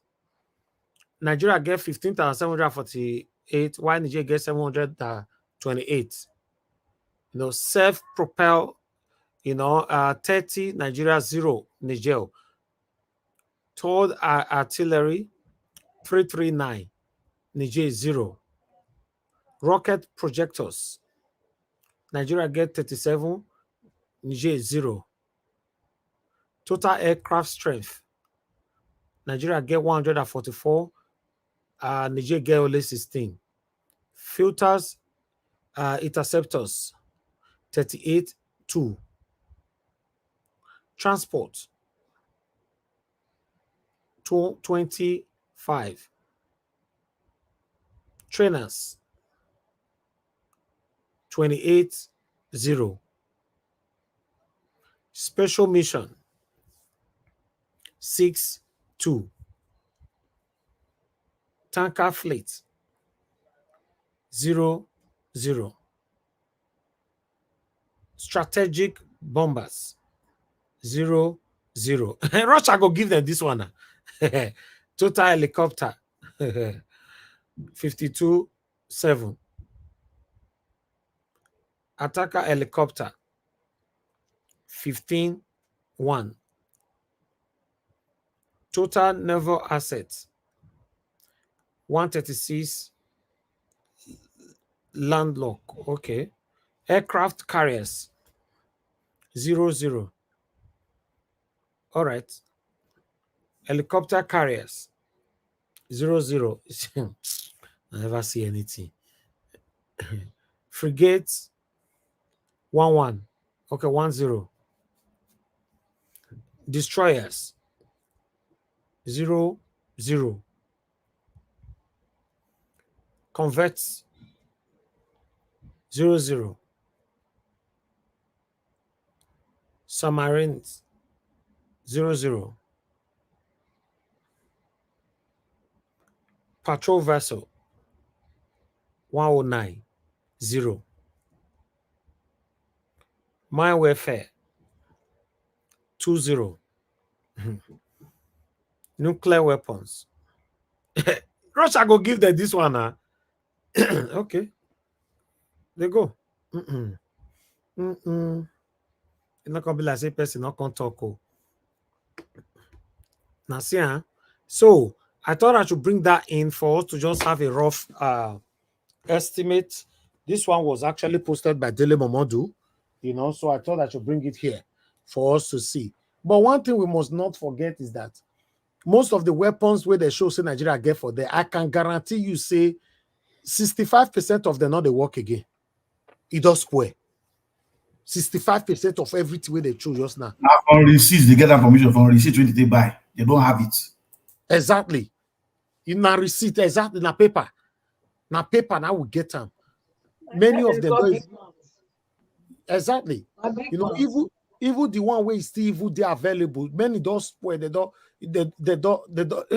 Oh God. They get an annual book around they work. If they have all these things, why is the book around there? You can even imagine that they're not even fuel. Their vehicle they leave them for road without fuel. So tell me, One of God. my Nigeria is a joke. One of my military friend, me and I they talk. He tell me say I don't want to review more about him though. In the tell me say I want to form serious illness now. May they not send out join people where they go this war 9-year defense. So whether mean use something court itself, saying the hospital or anything, whether you go, it's many things where he talk. I just want to escape this thing where they want to do so. Because he said many of them, they are not part of this at all. But according to the military rules, when you are called to go, you refuse, is execution. So that be the problem. So yeah, he will be court-martialed. Sir? He will be court-martialed if he doesn't have a good reason. Exactly. But you know something? I said it like yesterday, for these people not to underestimate the enemy or their opponent. This Wagner group is making some interesting movements in Africa. They are moving some of their troops, some of their guys from the Sudan and Central African area up north. I wonder if they are going to go and fortify Niger, and this man is planning to get our young kids that just finished their university and are in the NYSC. He will get them, hand them weapons, and throw them up there to be slaughtered by these Wagner people that are coming down. Tinubu, please, no matter how much you hate Nigeria, please, I beg you, don't even think about that. And even if he does, you guys in the Senate, please don't even authorize anything. Remember, thank God that a lot of you guys are, you see, Niger has good concentration of Hausa, Fulani, Kanuri. As a matter of fact, most of you guys there have relatives and your families on that side of Niger. Please vote against this thing. Let them go back to the negotiating table and negotiate this thing diplomatically. It has not gotten to that last option. All right. Thank you, sir. Niger Watch, remember, we do not know where Tinubu is from. We do not know where he's from. So he could be from all these countries. He's not a Nigerian. That's why he's behaving this way. Again, another thing. Can we say this is also a depopulation agenda? Because now that they are trying to bring our university corpus into it, I see it as a depopulation agenda. Because the whole future workforce is gone. Yes, that's what it is. And that's why Nigerians need to wake up and say no. Even if the Senate vote yes, Nigerians can still stop it because the Senate were sent by Nigerians to represent them. Our children should go for the war. They have children. Let them come back and fight the war for Tinubu. So Nigerians, where many Nigerians, we the populists, we are the one to stand up for our children, not those wicked senators, in the House of Senate there that are lawmakers. No. Because they can go with Tinubu. There's an alleged that even they paid him 2.6 billion. That's Tinubu to set up this war. So it's an alleged. But I got the information. But I say it's alleged. It's alleged. So I believe this is the way to bring down population reduction. Don't forget that Bigate was in Africa, was in Nigeria with Dangote. So anywhere that one go, you know what follows next. So could it be we should not start jumping to conclusions, please. Let's concentrate on how this thing will not take place. Let's not go into these theories that I don't really understand. There is Please. no theory about it. This is what Yeah, is in. I Is will there. disagree on this. The I will videos are disagree on this. everywhere. The video are everywhere. The Okay, other so We it's not not bring question of debate theory. into this And at not only all. video, there are documents that prove it as well. That wherever The Bigates goes, debate that caused the coup his in agenda is to Nigeria. depopulate people. So you can't come here No, to tell me that the, that is a theory. It's not a theory, it's a Please, reality. it's the your Bill own, Gates angle. it's your own It's not opinion. my own idea. It is what It's your it opinion. is. You It's must not my not let. opinion. You must not agree with it. Okay. Please. Go and tell India. Go and tell Eastern Africa, where Bigot have done all this evil against people. Gavi, you know Gavi? Go and research on Gavi and find out what they do. Yeah.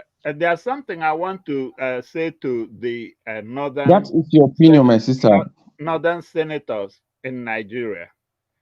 I want you guys to, like in the words of Arsenio Hall, he will say it's one of the things that make you go, So I want you guys to have that one of those moments. And can you tell me why it is that Tinubu is so interested in jumping on Niger? Does he want to buy your relatives over there? So is he trying to wage a Yoruba versus Hausa and Fulani war? When you guys are thinking of voting for this thing, I want you to also think about it. Because he is so tribalistic and so extreme in his views tribalistically.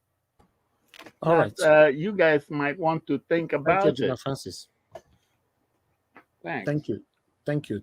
Let's move on. I'm not going to be here in the next 1 hour. I don't want to be here, or I might leave the platform for you guys to continue, but I'll be on the background, but I might not be able to speak. But meanwhile, let me move on. Yes, as you all know that I also have some friends at the moment. Currently, I have one serving in Gobe, and I have another one serving in Delta State. They're already crying right now because the government have said that they will be going to Niger as well. Kai God. Now, wow. So if you get brothers and sisters right now currently serving here in Nigeria, I don't know if I should go give them book. I know my mouth for year round, but according to the law, they said they don't also have right to deny not going. So they're going to give them just a week training for them to join the movement. Niger Watch. Yes, sir. An average Nigerian youth will not go. An average Nigerian youth will not go because it's all selfishness. You do not have soldiers, but you want to go and kill Nigerian youth, the next generations, because they didn't vote for you. Majority of those people that are in NYC voted for Obi. It's punishment. Any Nigerian youth copper that decides to go is just fooling himself. It's baseless. I didn't go to school for how many years? You didn't pay my school fees to tell me to go to war. It doesn't make any sense. I know. Sorry, Mr. Niger Watch. Yes, sir. Is this confirmed that they will draft NYSC? Yes. Official. Yes. The head of NYSC have announced that. But sorry, can I interject, please? Sorry about this. Let me just say something. They just want to depopulate our people. NYSC. If you served in NYSC before, what training do you receive? But can I interject, please? Agenda. Maybe Yeah, you not I think see any event. Maybe you've not seen any event, live event. Head. I and my boss was supposed to be in that event. Hold on, piece of just $2,500 to register for that event. $2,500 if you wanted to attend that event. The second one is coming, I think, by October this very year. Just go check it out. $2,500. They want to reduce the populations of the whole world to about 3 to 4 billion people because they're complaining. They're talking about climate change. All right? They're talking about climate change. Thank you, peace off. Thank you. Go and do a research. What's leading to climate change? Just go and do a research. What's leading to climate change? They are complaining all the time. It's about depopulation. They're telling that the earth is too hot right now because people are too much. They're talking about how to bring in electric cars, how to stop this gas, kind of. All right? So just do a research. But we just need to be careful anyway. All right. Peace off. When it gets to your time, you can talk properly, sir. Thank you. Yeah. Thank you very much. All right. Let me move on to who is eating. Please mute yourself. Somebody is eating in the background. Thank you. Let's move on now to the next person, please. Give us a mandate. Please talk to us. Thank you. Well, thank you very much, Mr. Helvis. Nice to be here again. Panelists, greetings to everyone. Nigerians, greetings. We greet you now. Hope everyone is having a wonderful Wednesday. That person that is eating, please be careful. Don't make us start to look for plate and knife and spoon. Give us. Did I just hear you say Wednesday? Wednesday, okay. What kind? I thought you want to cut my weekend. How what he said? He said Wednesday. Oh, really? Okay. That's why I was actually ready to fight you because I came home to rest for the weekend and you're telling me it's Wednesday. Okay, I beg, go rest. Happy Friday. Go rest, I beg. Rest. Then Madam give you pepper soup and then maybe like Maltina or Malta Guinness. Okay, that being said. Give us a mandate. Are you sure it's Friday? It's Saturday. Oh. Really? Maybe in your region is Saturday. In your region.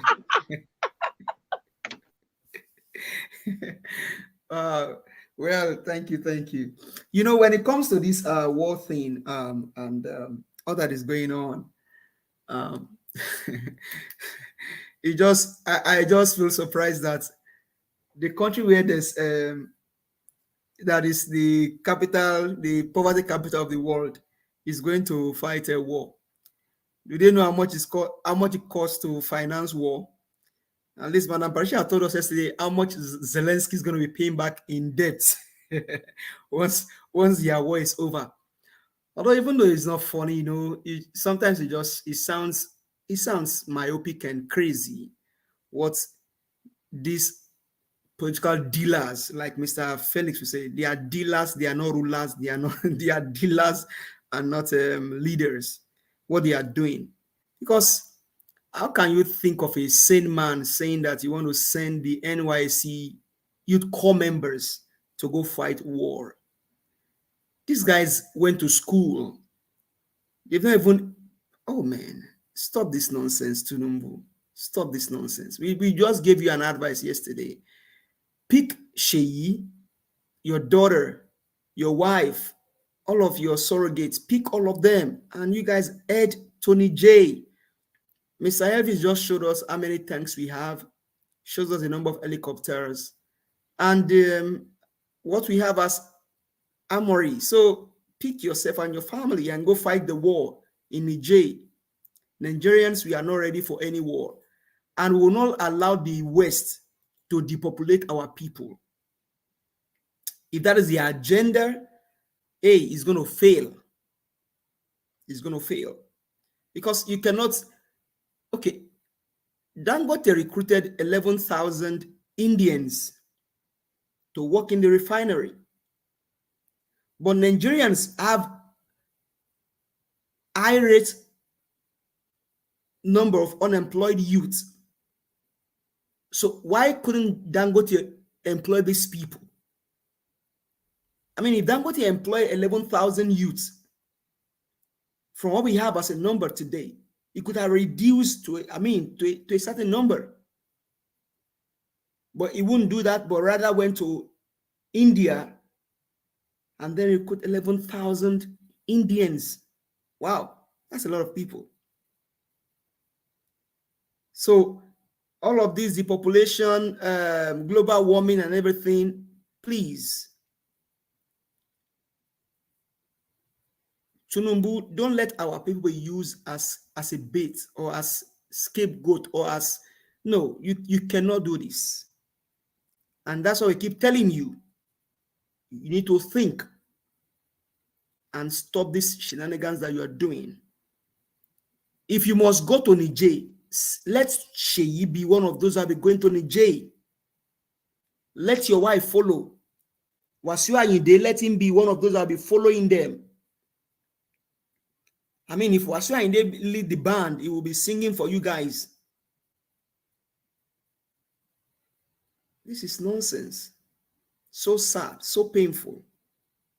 That at this time when we're talking about how we can recover our nation, how we can get back on track and get things done properly, somebody's talking about war. Is that the next in our agenda? But Niger is a sovereign state. And did Niger offend Nigeria? The last time I checked, we don't have anything against Niger. We don't have anything against them. So why is Nigeria going to be the one leading ECOWAS, even though we have different countries that make up ECOWAS? So must it be Nigeria that is leading the because you feel you are a nonsense chairman of ECOWAS, even though those people, they know that you are not a legitimate president? Tinubu, stop this nonsense. There's nothing you can do that can make you look good in the eyes of the world. You are already a drug baron. You're already the one that went to school as a female and finished as a male. You're already someone that is fighting elect. So there's nothing you can. FBI, they have your case file. They said they will not release it now until 2026. FBI have your case file. They have your case file, Tinubu. And that's why they can use you as a bait. They dangle you here and there. And you just come out to speak. Hey, the election that brought me into power is free and fair. Hey, you yourself know that election was not free. If that election was free and fair, you will not be in Aso Rock. Tinubu, if that election was declared, went as it's supposed to go, like Lai Mohammed said, that they turned up beavers when the election was not going the way they wanted it to go. Despite turning up beavers, Peter Obi still beats every one of you. So don't come and say the election that brought me into power was free and fair, and those that cannot celebrate, that cannot accept defeat, should not celebrate victory. You are the one that should not celebrate victory because you didn't win the election. You did not. You stole the mandate that the people gave to Peter Obi. Peter Obi is the president of Nigeria. You only are a thief because that is what you know how to do best. Thief Numbu, you did not win the election. Mahmoud Yakub rigged the election for you. So what are you going to say next? That they use beavers? That they didn't turn up beavers or what? Tinubu, talk on that one. Let's hear you. But that the election that brought me to power was free and fair. No, you are a liar. You are one of the elders that I have seen in my lifetime that lies. You lie, Ojukoroju. You sold the seaport in Napa to China to make money for the next 45 years. Now you're talking about going to war. Do we even have the money to go to war? But the last time I checked, like I said, Niger and Nigeria, we are brothers and sisters. So there was no election that brought you into power that was free and fair. Tinubu, you are never elected as president. Nigerians did not like you, Tinubu. Thank you very much, Mr. Elvis. I'll yield the floor for others to speak.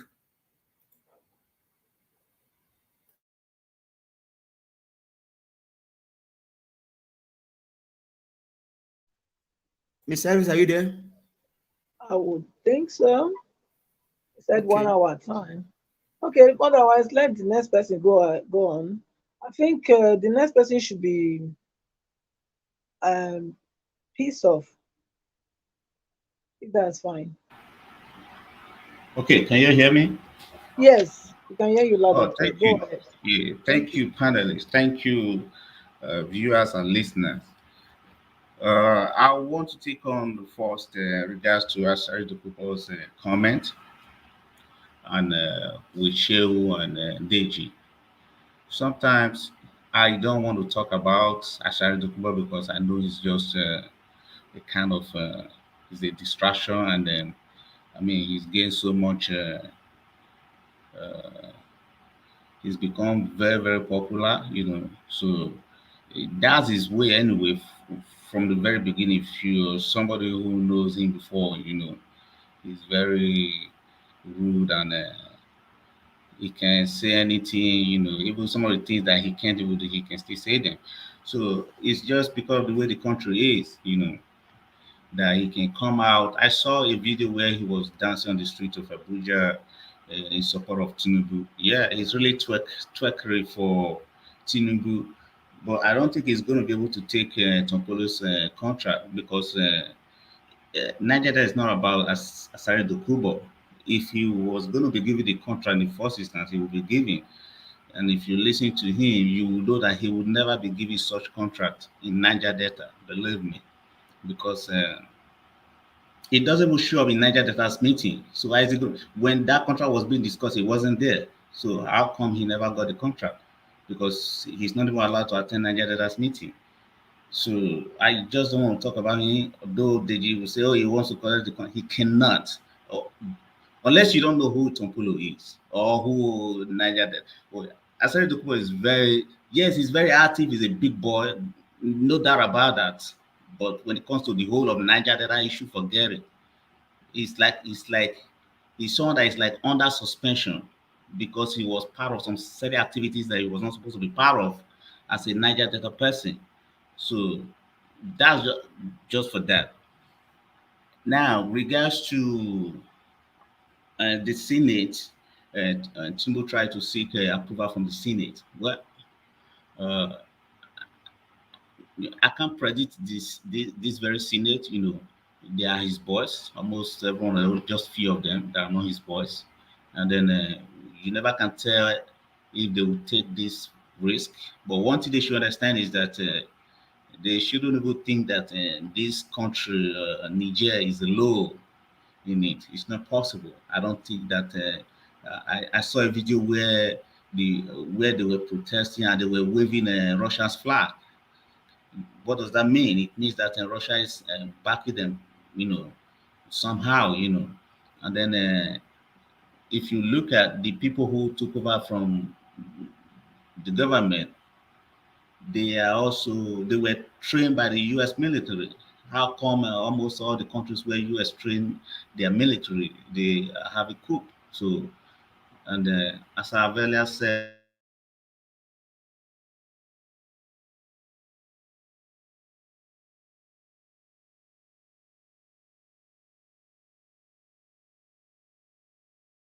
careful. I'm afraid that he himself might also be removed by the military. If he eventually got approval from the military, from the Senate, definitely the generals wants money. Of course, generals wants to go to war. That's their job. They always want to go and make some money. But the boys wouldn't want to go to war. But the generals wants to go to war because the more war they fight, the more money they make all around the whole world. And then they may want to go. You never can tell. They may still want to go. They may still want to take a try. But what I can really assure them is that if they try to take any shot based on that letter that the Senate President read, they will say they want to do drill on the border between Niger and Nigeria. So if you're doing the drill, who's going to be a trainer? Who's going to be training you? Which means you have foreign partners that you're going to be doing drill together. If you're very conversant with the military activities, which means either you're going to be having U.S. military down there, that you're doing drill together, or you're going to be having the French military down there. What if there's any mistake and you fire the shots and it landed on the soil of the Niger? Are you going to call that a mistake? So that means you tactically declare or systematically declare a war. And you've already said that in your statement. And I was even ashamed that our leaders, our ECOWAS leaders, the ECOWAS leaders will even say such thing. They will come up with such statements openly to declare an open war. That's not really wise. The military should have stopped them.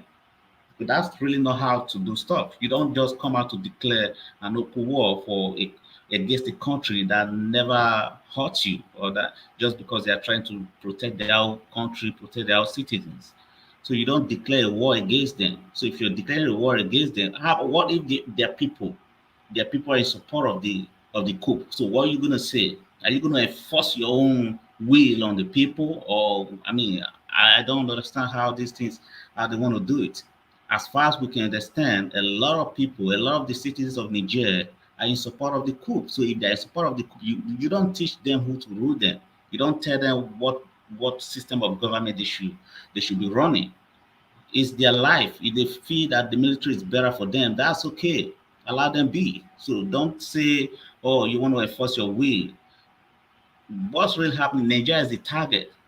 That's what I think is happening. Not that that's what I think is happening. That's exactly what's happening, because if you fire a shot, Nigeria is taking the lead, and other countries far and near, they're going to come against Nigeria, and they're going to fight you. They're going to supply them weapons, ammunition, gadgets, everything. They're going to supply Nigeria because they know that Nigeria is a small country. So definitely they're going to see that you're oppressing Nigeria, and once they have that perception, then Nigeria is going to be in trouble. They will smoke Castle Rock, because the West currently have no grip. They don't currently have power anymore. Russia is taking over, China is taking over, and they're afraid. And the West is afraid. They don't want to lose West Africa to Russia, so they want to come in with force. If there is a heavy fight here, there's going to be big trouble. And I will ask all Nigerians to fight and stop this shit, because these guys, our generals, if you also look at it, it might not really be Tinubu pushing this. It might just be the generals doing this. They're pushing him to, because they want to make more money. These are young guys. They just push them. They just give them promotion, so they want to make more money. So they might just be the one telling you, oh, we're going to do this, we're going to do that. So, but his cabinet should be smart.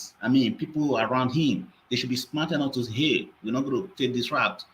Because if they took this route they want to go, believe me, the country is in trouble. But I'll be happy they took the route, because it's going to be, of course, before good things come, a lot needs to happen. So you need to fight, and then you're able to restore yourself back. By the time you are fully back to yourself, you know how to manage your resources. Because currently Africa is messed up. Africa is completely messed up. So if they took the route, it's going to be good, but who are we willing to sacrifice? Am I willing to sacrifice myself? Who is going to go for us? Just like one of our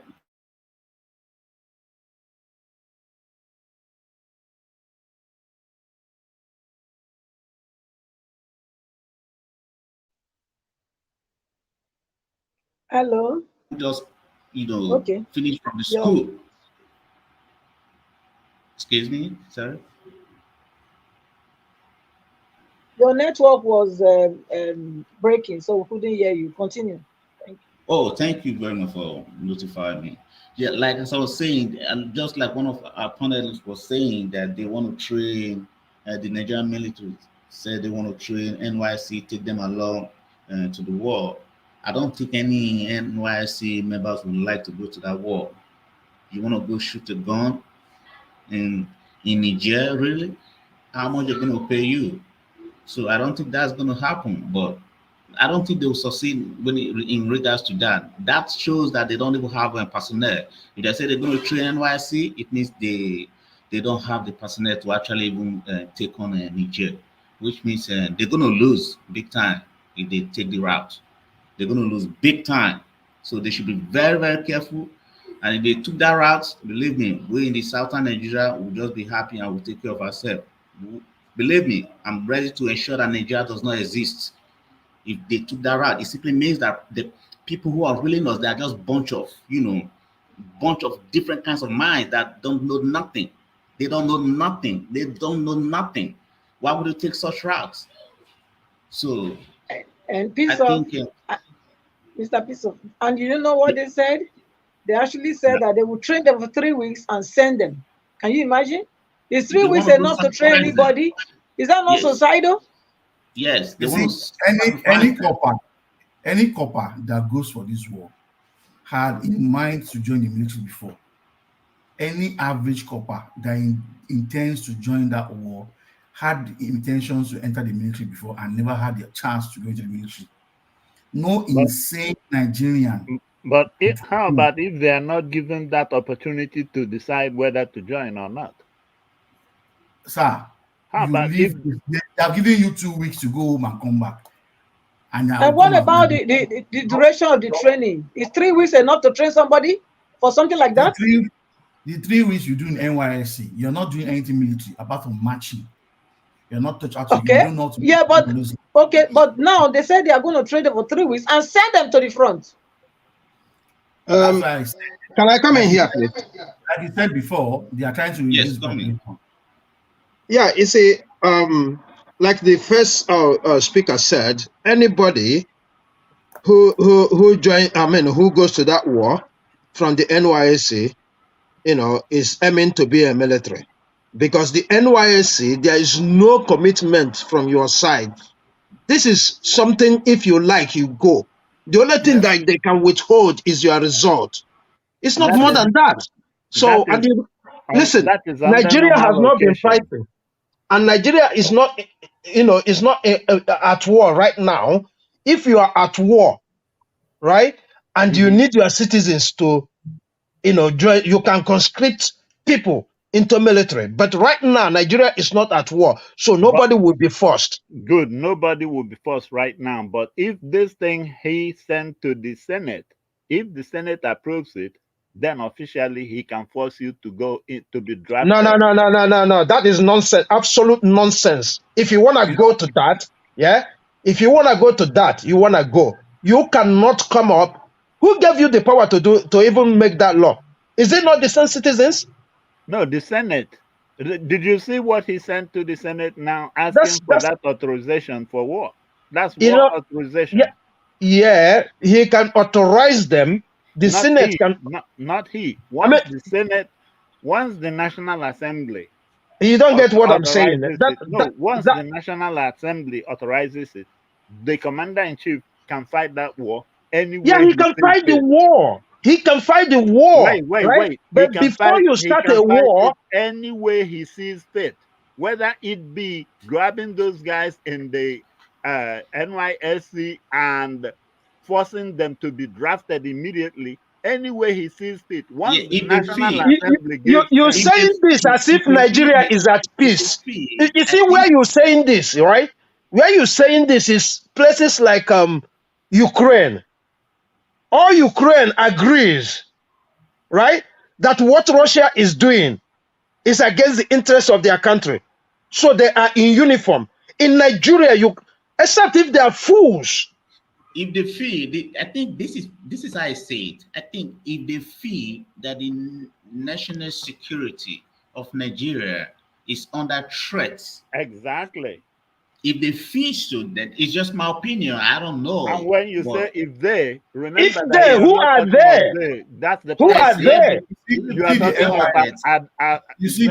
talking of the commander-in-chief. Yes. If they feel that the national security is in threat, I think they may even force people to. Exactly. The problem is you're not getting this. You're not getting what I'm saying, right? See, when you force people, right, it's when these people are on your side. Yes. When the people are on your, if everybody is against this war you're going, you come and force people? Come on, man. Listen, let's do it like this. Okay, let's allow a piece of to finish his submission. Okay, another thought I just want to throw in is, do we not even think that the subsidy money they claim that they removed is what they want to use to fight this war? Do we not really think maybe they already know about this thing, so they remove the subsidy just to make use the fund to fight the war? So which means they want to favor some Western countries and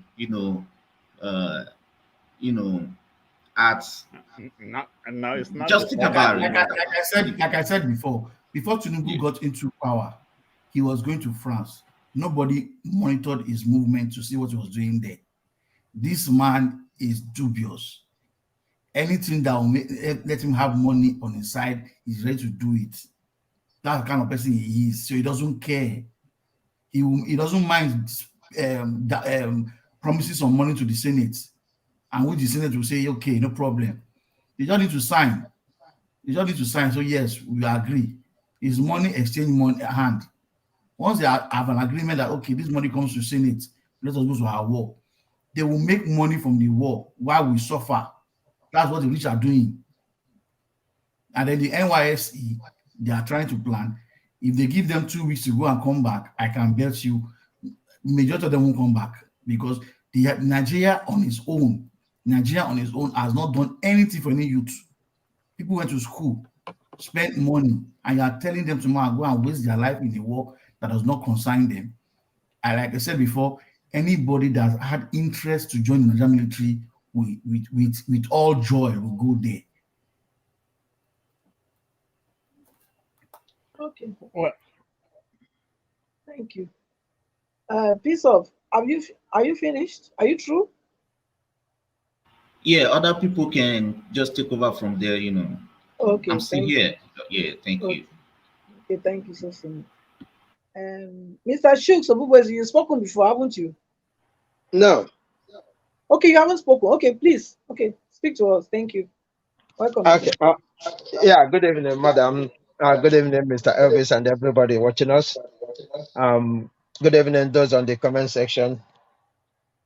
Please like, subscribe, and share, please, so that many people will hear this, because we are right now, where Nigerians need to know what is going on in our country, so that we make the right decision.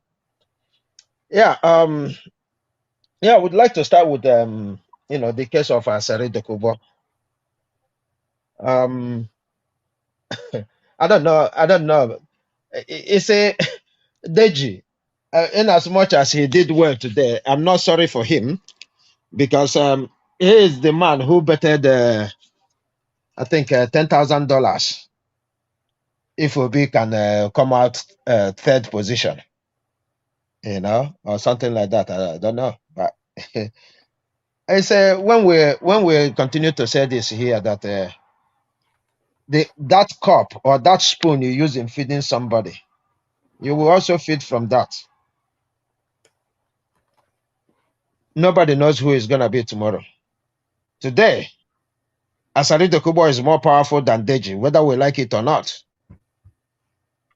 As far as I'm concerned, right now, at this moment, he is more powerful than Deji. And that's what gave him the gut to tell him to shut up. You and the full-blown man was, talking on a national platform, and you're telling him to shut up. There's something that our people said, for you to see a masquerade just dancing, there's something that is beating the drum for that masquerade. So Asari Dokubo,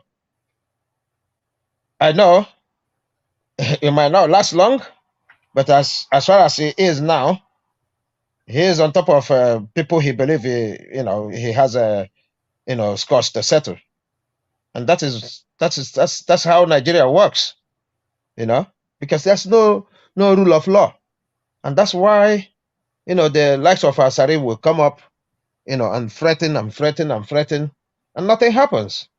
Now they are looking for people to go across the border. They are remembering NYSCs.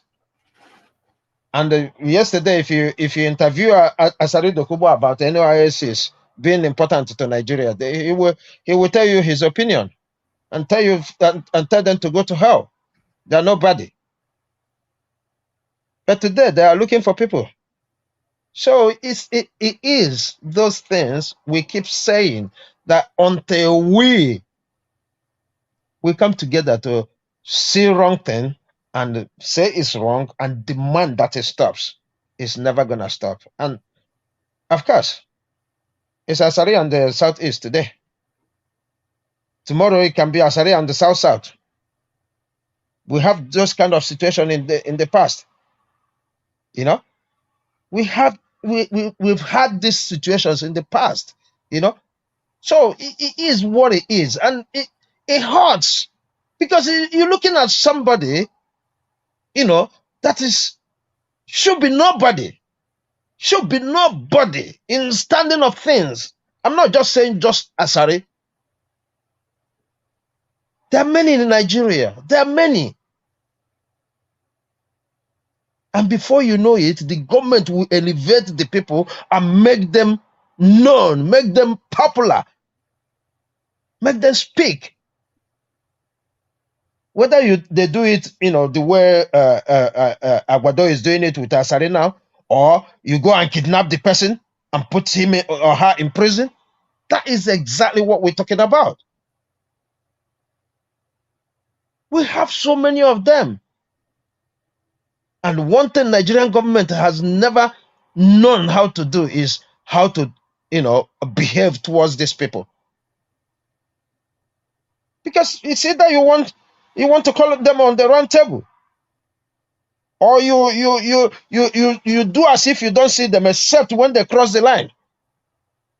That's the only two ways to deal with it. There's no other way. And right now, look at what is happening. In the real sense, what Asari is doing now is that crossing the line I'm talking about, and nothing is happening. Yeah, that's why, you know, like Deji said, he can come up and tweak for his master. Who knows what goes behind? Who knows what goes behind? Because I don't know the kind of relationship that just sprung up and is you know, is intoxicating them as if it is wine or hard drink. So with Asari, I don't know. I don't like to, you know, talk about him like that. Even look at what they ask him. Shehu himself is even behaving as he doesn't even know what he's doing there. He asked him about his involvement in the southeast. He didn't say anything about it. He ran away from it. He didn't bring him back. This one again is YouTube. This is not even a national district, because they're not gonna ban him or fine him again. Is he gonna tell me? And this is what is telling us the kind of training these people got as a journalist. Because it's not just one person.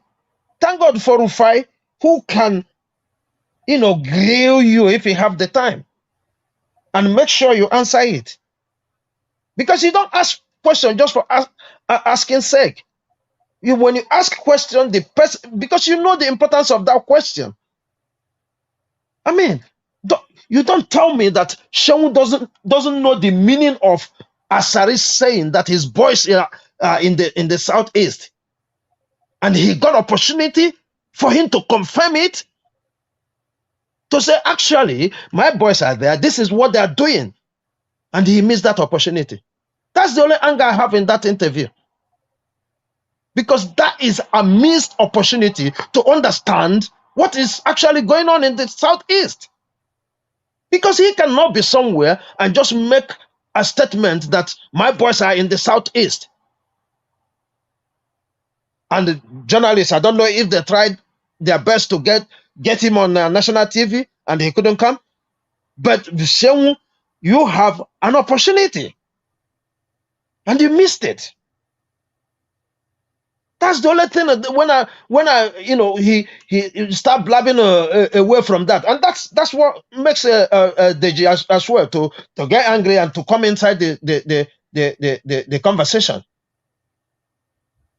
Because the real truth is, if you have that opportunity to actually know, because this is mystery, what is happening in the southeast? The government said they are not aware. IPOB said they are not. They don't know what is going on. So nobody knows. And that Asari is the only one who said, my boys are working in the southeast. And you have opportunity to ask him, and clear the air. You missed it. Sorry, Sheung. I'm very disappointed. Yeah, I go with the letter to the National Assembly. It say Aguado can write whatever he likes. National Assembly can approve whatever they want. But one thing I want to advise them, before they go to war, they need to check.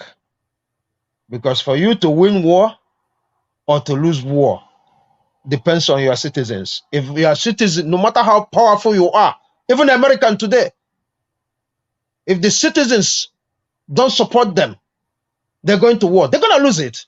There's no two ways about it. There's no two ways about it. We know the history of them running away from Vietnam. Why was it? Because the citizens are not behind them. You can conscript people, but when the people said no, there's nothing you can do. You conscript them, what are you going to do? You put them in prison. You put them in prison. War is not cheap. War is not easy. So if Aguado, the way I know him, I said this right from the first day he was sworn in, when he made that statement of, I removed the destiny, and they denied that it wasn't on their destiny. So on that very day, I said, he just wants to show us that he is talk and do. And this is his life. An old man that is calling himself a city boy. You don't use war to do city boy and the village boy. You don't use war to show off. This is not showing off time. I'm saying this, I'm including the National Assembly. This is not show off time. War is not show off. Think about this. During the 1967 to 1970, Biafra have no state. They are not a country. They just declared themselves a country, and it took him 3 years only to conquer them with hunger, not physical war. And the country which has been existing, I don't know when, but I know most African countries got their independence in the 60s. So Niger might be one of them. I don't know much about them. And you're talking about going to fight them. What if their citizens are behind these people? We all know what happened in 1994 or 1995 in Somalia. I watched it as a film. And I made research about it, and it's real. The Black Hawk. America have to run away. Are you more powerful than America? Go and check that helicopter. The Black Hawk. I don't think Nigeria have a helicopter that is as powerful as that helicopter. Yet they couldn't do anything. They have to down it. History will tell us war is not a good thing. War is not a good thing. So if you are preparing, make sure you have the resources. And for those NYSCs who wants to go, if you go in there for your money, your profession, I don't have a problem. But if you go in there because they said, you're just fooling yourself. Even if you say you're not going nowhere, nobody can jail you because you cannot be in the camp and they make a law that you have to be conscripted into military. No, we are not a fighting nation. Until there is war, the government have no right to conscript anybody. Until they are in war, the government, I said it again, the government have no right to conscript anybody into military. Imagine me as I am today. I've been saying it on this very platform. I was supposed to be a military person.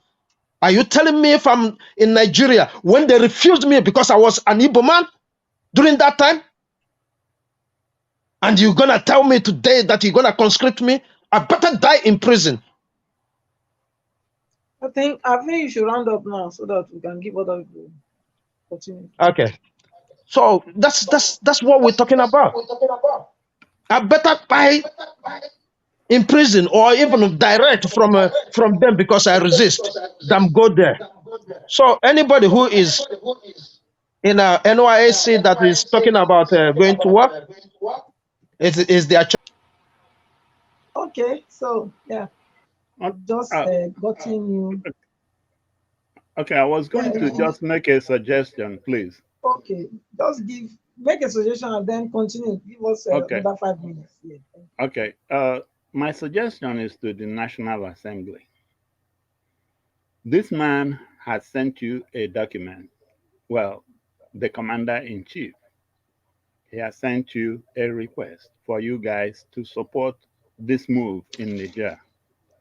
Please, before any of you votes, before you say yea or nay, find out or make them supply you the document of the uranium that was exported from Niger from January 2022 to December 2022.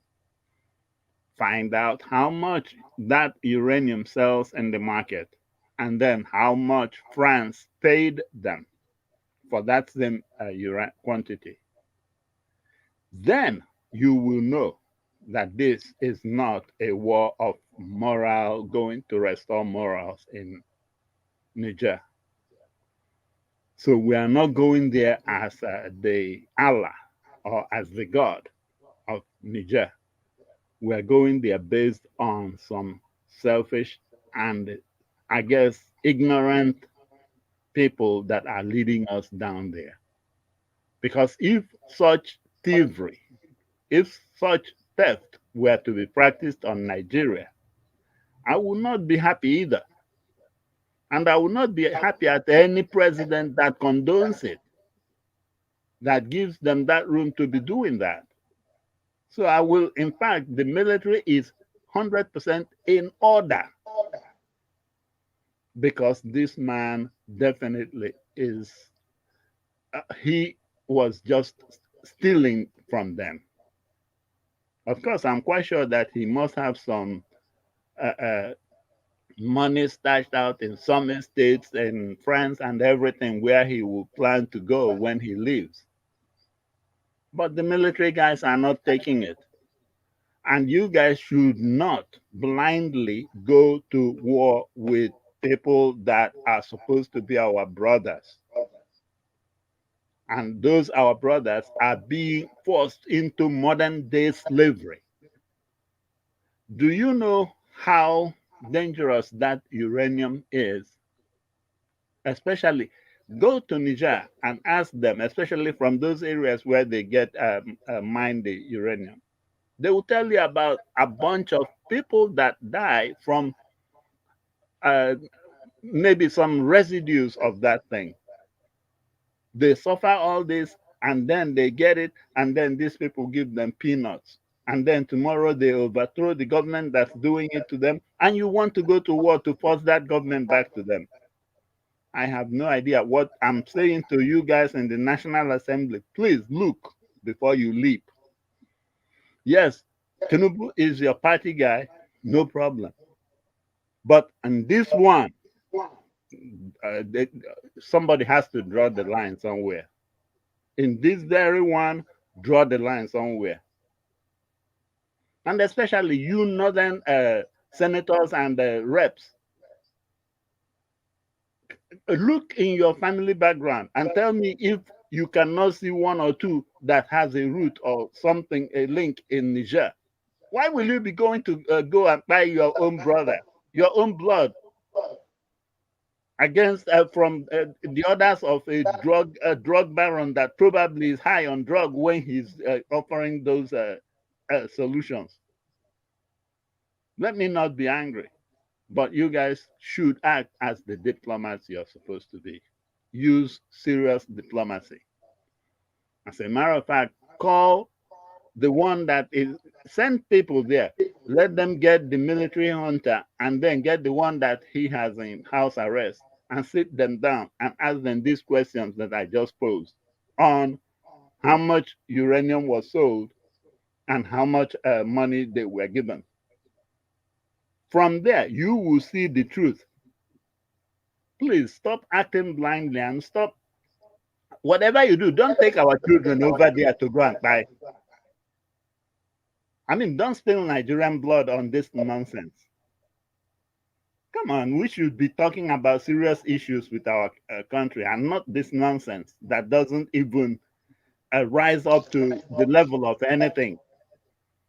And you guys in the Court of Appeals, in the panel, please, you guys should hurry up before this man goes and gets this National Assembly people to sign that paper for him to go into war and go and buy our children. Please. Thank you. Thank you. So we'll come back to you in the next submission because, yeah, we just watched other videos now. And of course, we'll come back to you. I think you'll be speaking last. So let me go to Omashola. Omashola. See, I'm still here. I'm still here. Okay, thank you, thank you. I hope you watched the new videos that Mr. I watched the new video. Okay, please, yeah. So give us a submission on that, at least for 5 minutes. So let's take another 5 minutes. For the judiciary, the answers are in their hand. They are the one delaying Nigerians. They should just give us our mandate back before we have more calamity. This guy, as from day one, he came in his trouble. He advocated for Nigeria. He's about creating on that one. Before he does it, the panel, the judiciary should just let us know who is the winner and let him get out of that place. Number one, he's not qualified. He's a crook. I don't know why they're still delaying and keeping him there. He's doing more damages. And the painful part is our principal has already said that he will keep apologizing. I don't want to come and apologize for what Tinubu has done. What Tinubu is doing serious havoc. If you go to this war now, and then Peter Obi becomes the president, the first thing you'll now be doing is apologizing to Niger. When you don't know what you are doing, you just want to go to war because you want to make money from it. No. For the military, I don't know what they are waiting for. I don't seem to understand them. The same thing, I don't understand what a country, military has taken over a country. The full citizens are happy as if it was Peter Obi that won election. Your president that is ruling us here, his picture is in Niger. They are stoning it. And you want to go and defend what's not defensible. The people don't want you. They've taken you away. Nigeria, they are ruling. We don't want you. You are forcing yourself on us to go into a war. And the Nigerian military, you are writing letters to the Senate to give you approval to go and fight war because all the generals are making money from it. Like I said before, you approve it. Indirectly, you have just done a coup for yourself because I will not be surprised. The Nigerian youth corps you are thinking you want to take there might end up bouncing back and come and face the Senate itself. Thank you. Thank you so much for your submission. Thanks. Mr. Felix, please speak to us. Unmute and speak to us. Give us your 5-minute submission on the video that we're privy to watch. Mr. Felix. Okay, let me tell people to like and share, please. Let's take this thing to 500. It's important. Please, if you are just joining us, kindly like and share. Press the thumbs up to like the broadcast and also subscribe to the channel You can also click the join, and also, of course, the dollar sign to buy Mr. Elvis coffee. Thank you. Mr. Felix, are you there? Okay, let me go to Mr. Shuk Sobuweze. Please speak to us on mute.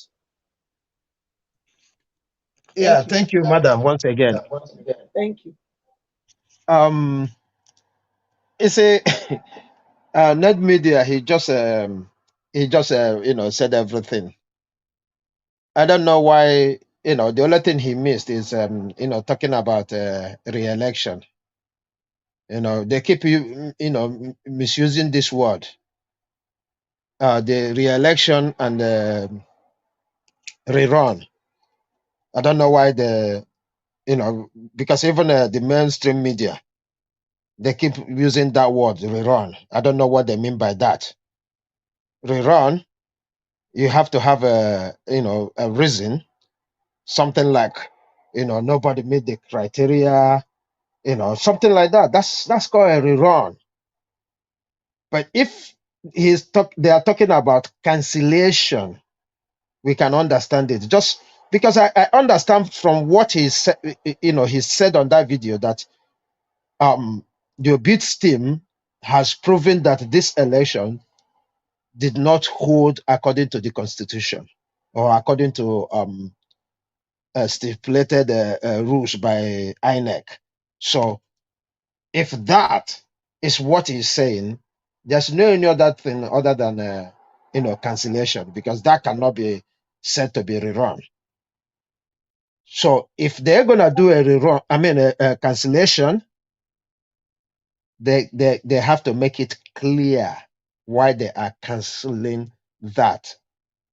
And once they make it clear why they're canceling the election, those who are involved in that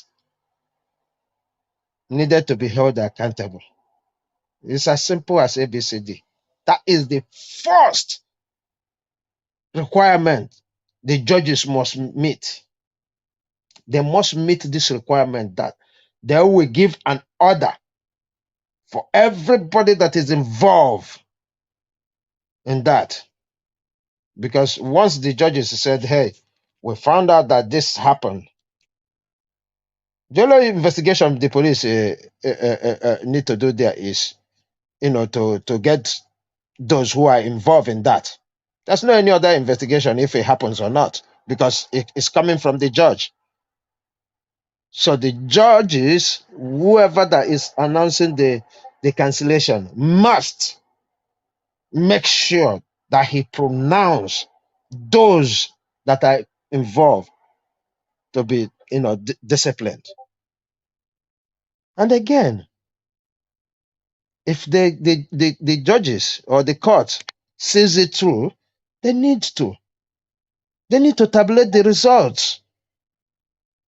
They need to, especially through the submission of the Labour Party, all the results they submitted as evidence, including the ones from the polling unit agents. They needed to tabulate them and they see if there's no clear winner there. Let them show us that there is no clear winner before they take any action. Because it will be unwise for Nigeria to spend another 300 to 400 billion during an election, and we pretend as if nothing happens. And we pretend as if nothing happens. Look at our educational system. Nothing is happening there. Everything is shut down. This money we're spending in doing election should have been set there. And that's why I am angry with the rest of ECOWAS and whoever they are that is supporting all these shenanigans they are talking about coup d'etat. Civilian coup d'etat is more dangerous than military coup d'etat. Quote me anywhere. The civilian coup d'etat is more dangerous than the military coup d'etat.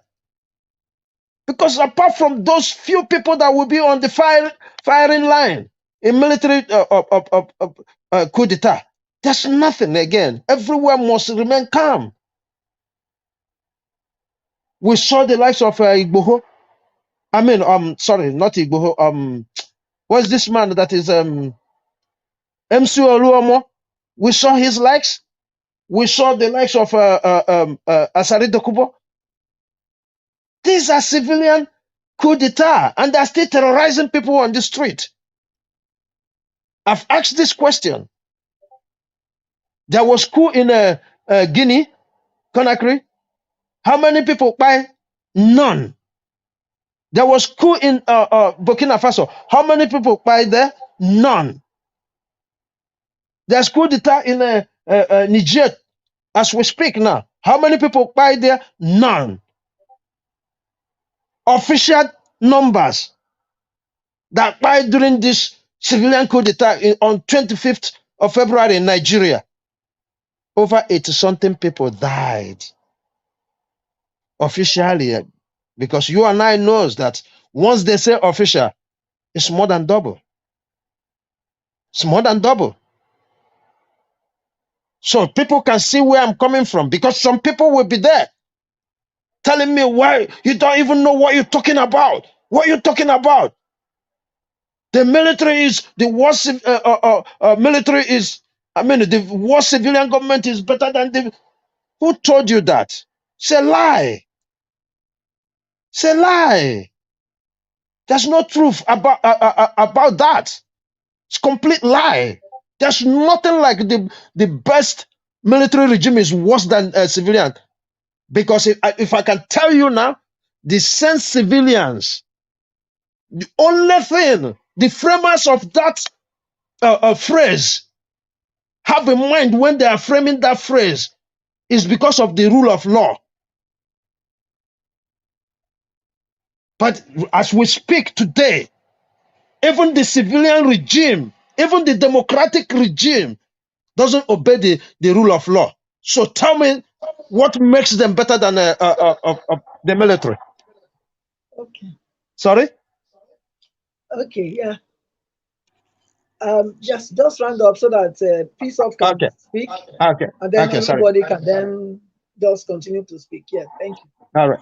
All right. So please let us make sure we continue, because all this coup d'etat of a thing, they are using it to take our eyes off what is going on. May we not deviate from what we are looking for. Our eyes is on the ball, and let us continue, because all this, especially when they bring in NYSC inside, I tell you today, why they brought that inside is just to divide the attention of Nigerians, including the judges. Thank you. Thanks. Thank you so much. Mr. Peaceoff. Yeah, okay, can you hear me? Please, yes, I can hear you. So give us the 5-minute submission on the last videos that we watched, and then after that, I think we just talk till we want to go. Okay. Yeah, and anybody, then the floor is open. Anybody can interject anybody at any time. Yes. So okay. Thank you very much. I appreciate it. Yes. Based on the video you showed, like I said, the first video regards to the court issues and all those stuff, we all know that Tinubu did not win the election. The international community is aware, the local community is aware, the whole world is aware, including the same ECOWAS that hurriedly made him their chairman. They knew that he never won the election. They knew he never won the election.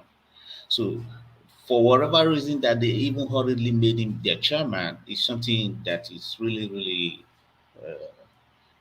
really baffling, because they were not supposed to do that. As long as he was still in court in the first instance, his mandate was being challenged in courts, and they hurriedly made him the chairman of ECOWAS. That's very it's very key. And now they want to go on fight a war. So which means they all knew that they want to go fight a war. They all knew. They took out fuel subsidy. So this is I'm suspecting right now that the fuel subsidy they took out is to fight a war. They knew that they were going to fight a war. And these guys be going to France. And today France is having issues with Niger. And today they are asking this guy to lead the fight to Niger. And he cannot refuse it. Remember, I've said on this broadcast several times that he is a puppet right now, because now he's made himself available, he's made himself public. Before now, they just left him. But immediately he wanted to become the president, they brought out his profile. They found out that he's the guy who was coming from the United States and who actually sold drugs. Like I said last time, I said, the president of Honduras, former president of Honduras, he's still in jail in the United States. He's a former president of a country. U.S. does not joke with anything called drugs. Anything called drugs, U.S. does not joke with it. They don't joke with it. They're going to use it to blackmail him until he leaves office. If he's removed from office. And after he's removed, they're still going to blackmail him. They will still want to subject him, because now, when he left the United States, he changed his name to Bola Ahmed Tinubu. You see, he changed his name. And now they finally identified him, that he was actually the guy. So he has come from the United States. And now everything is open. And today, he's the one leading the Nigeria's economy.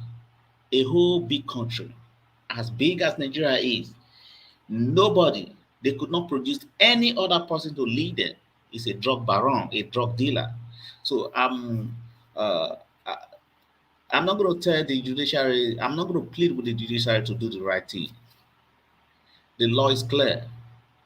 He will definitely be disqualified. For me, I don't believe there's going to be a rerun. I don't believe they should even think about a rerun. That's just my opinion.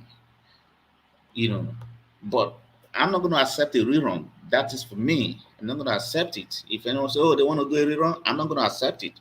They can do whatever. Another thing I want to say is, I saw an article say where they said Labour Party's chieftain. I was telling everybody to calm down. They should stop using that words. If they don't want to talk, they should keep quiet. Why they coming on air and begin to tell people to calm down, calm down? That's very awful. It's not good. Are they being used by these people? So I was thinking today, well, I saw on social media, on Facebook, a Labour Party's chieftain, and then they did a very long write tell people to calm down, calm down. What do you mean by that? You think people just gave out their vote for nothing? People voted to get a result. So you don't tell people to calm down. You don't have anything to say. You just keep quiet. Just be looking. Don't talk. Do not talk. Don't tell people to calm down. People are frustrated. People want to air their opinion. People want the judiciary to do the right thing to make sure they disqualify Tinubu. Tinubu has to be disqualified. He just needs to be disqualified. The law says, the Nigerian Constitution says that he should be disqualified. And that's what we're expecting. Even if there's going to be a rerun, he shouldn't even be among the people that'll be in the race. He's not going to be among it. The people. The law says that he should be disqualified based on the evidence provided in the courts.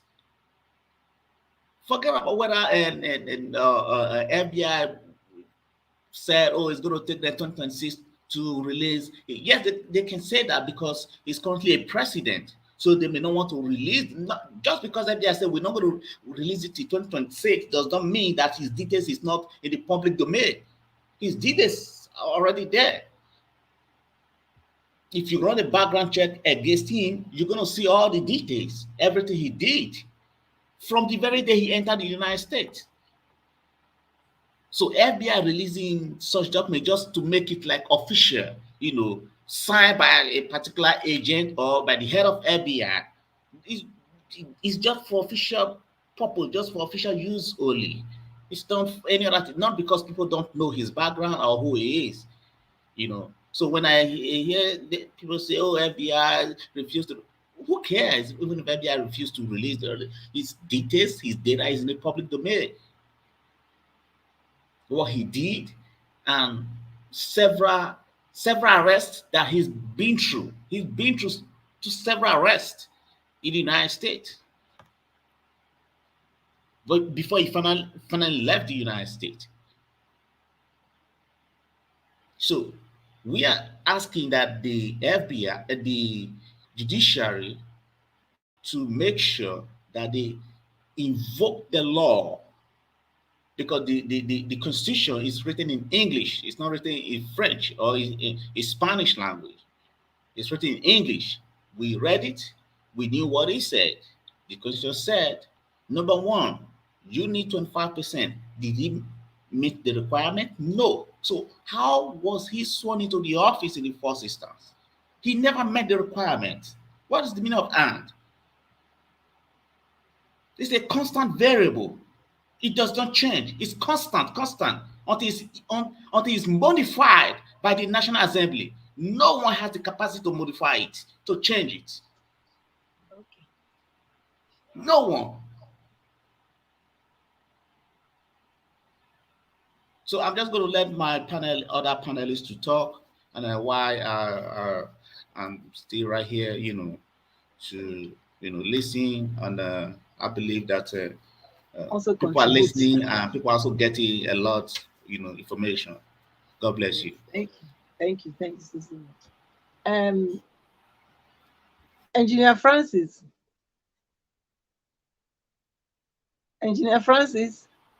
I think there's somebody right there. It's called James K. Yeah, but let's Engineer Francis speak before I allow James. Okay, James, okay. And then the floor will be open for everybody to just speak and then interject. I wanted to give him the last. I told him I was coming back to him before, so but it seems not to be there at the moment. So, Mr. James, please speak to us.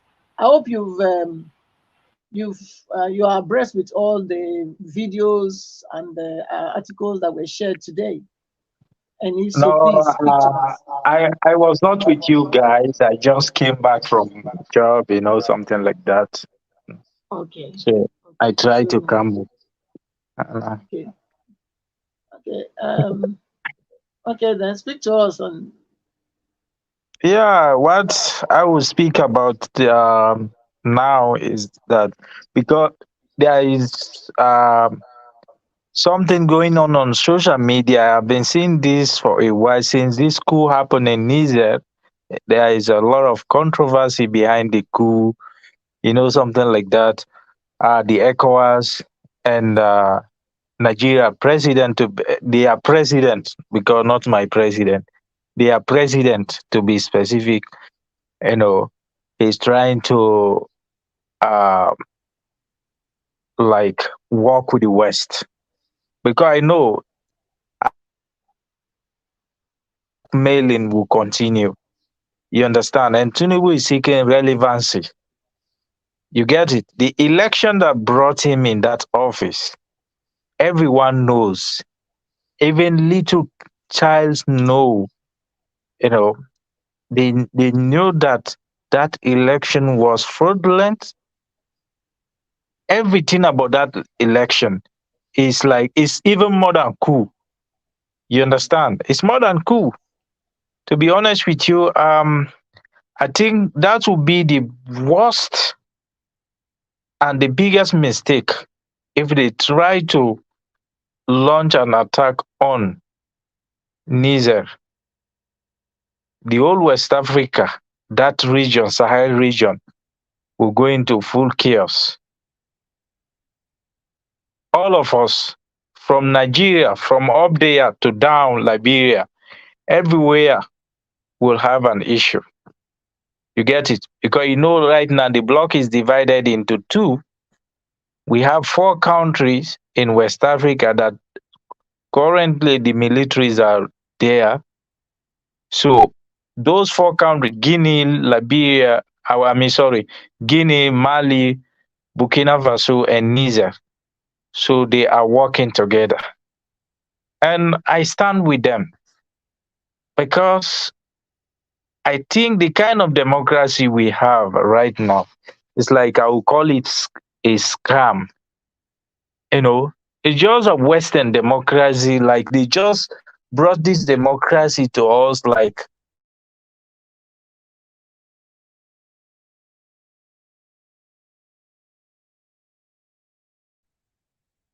why are they not going for Alassane Ouattara in Ivory Coast? He ruled for 2 terms. He changed the constitution. Now he's going with the third term now. And all of us, see what happened recently in Senegal. There was so much problem there because the president there, his 2 term almost finished. He's trying to change the constitution.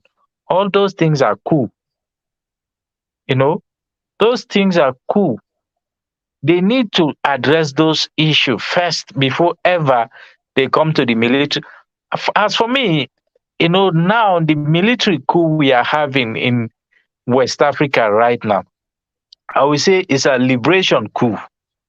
I prefer this coup than the 60s coup because the coups that happened from the 60s to the 90s, most of the coup, 80% of those coup d'etat, they were sponsored coup d'etat by the Western world, by Europe and America. But now we are trying to, Africa, we are waking up right now. Everyone eyes have been opened. And to be honest with you, the biggest mistake these people do is by creating this internet. Because everyone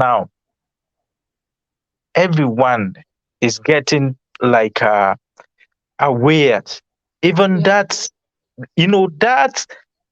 old woman in that village or in that farm, as long as there is internet there, they can see something.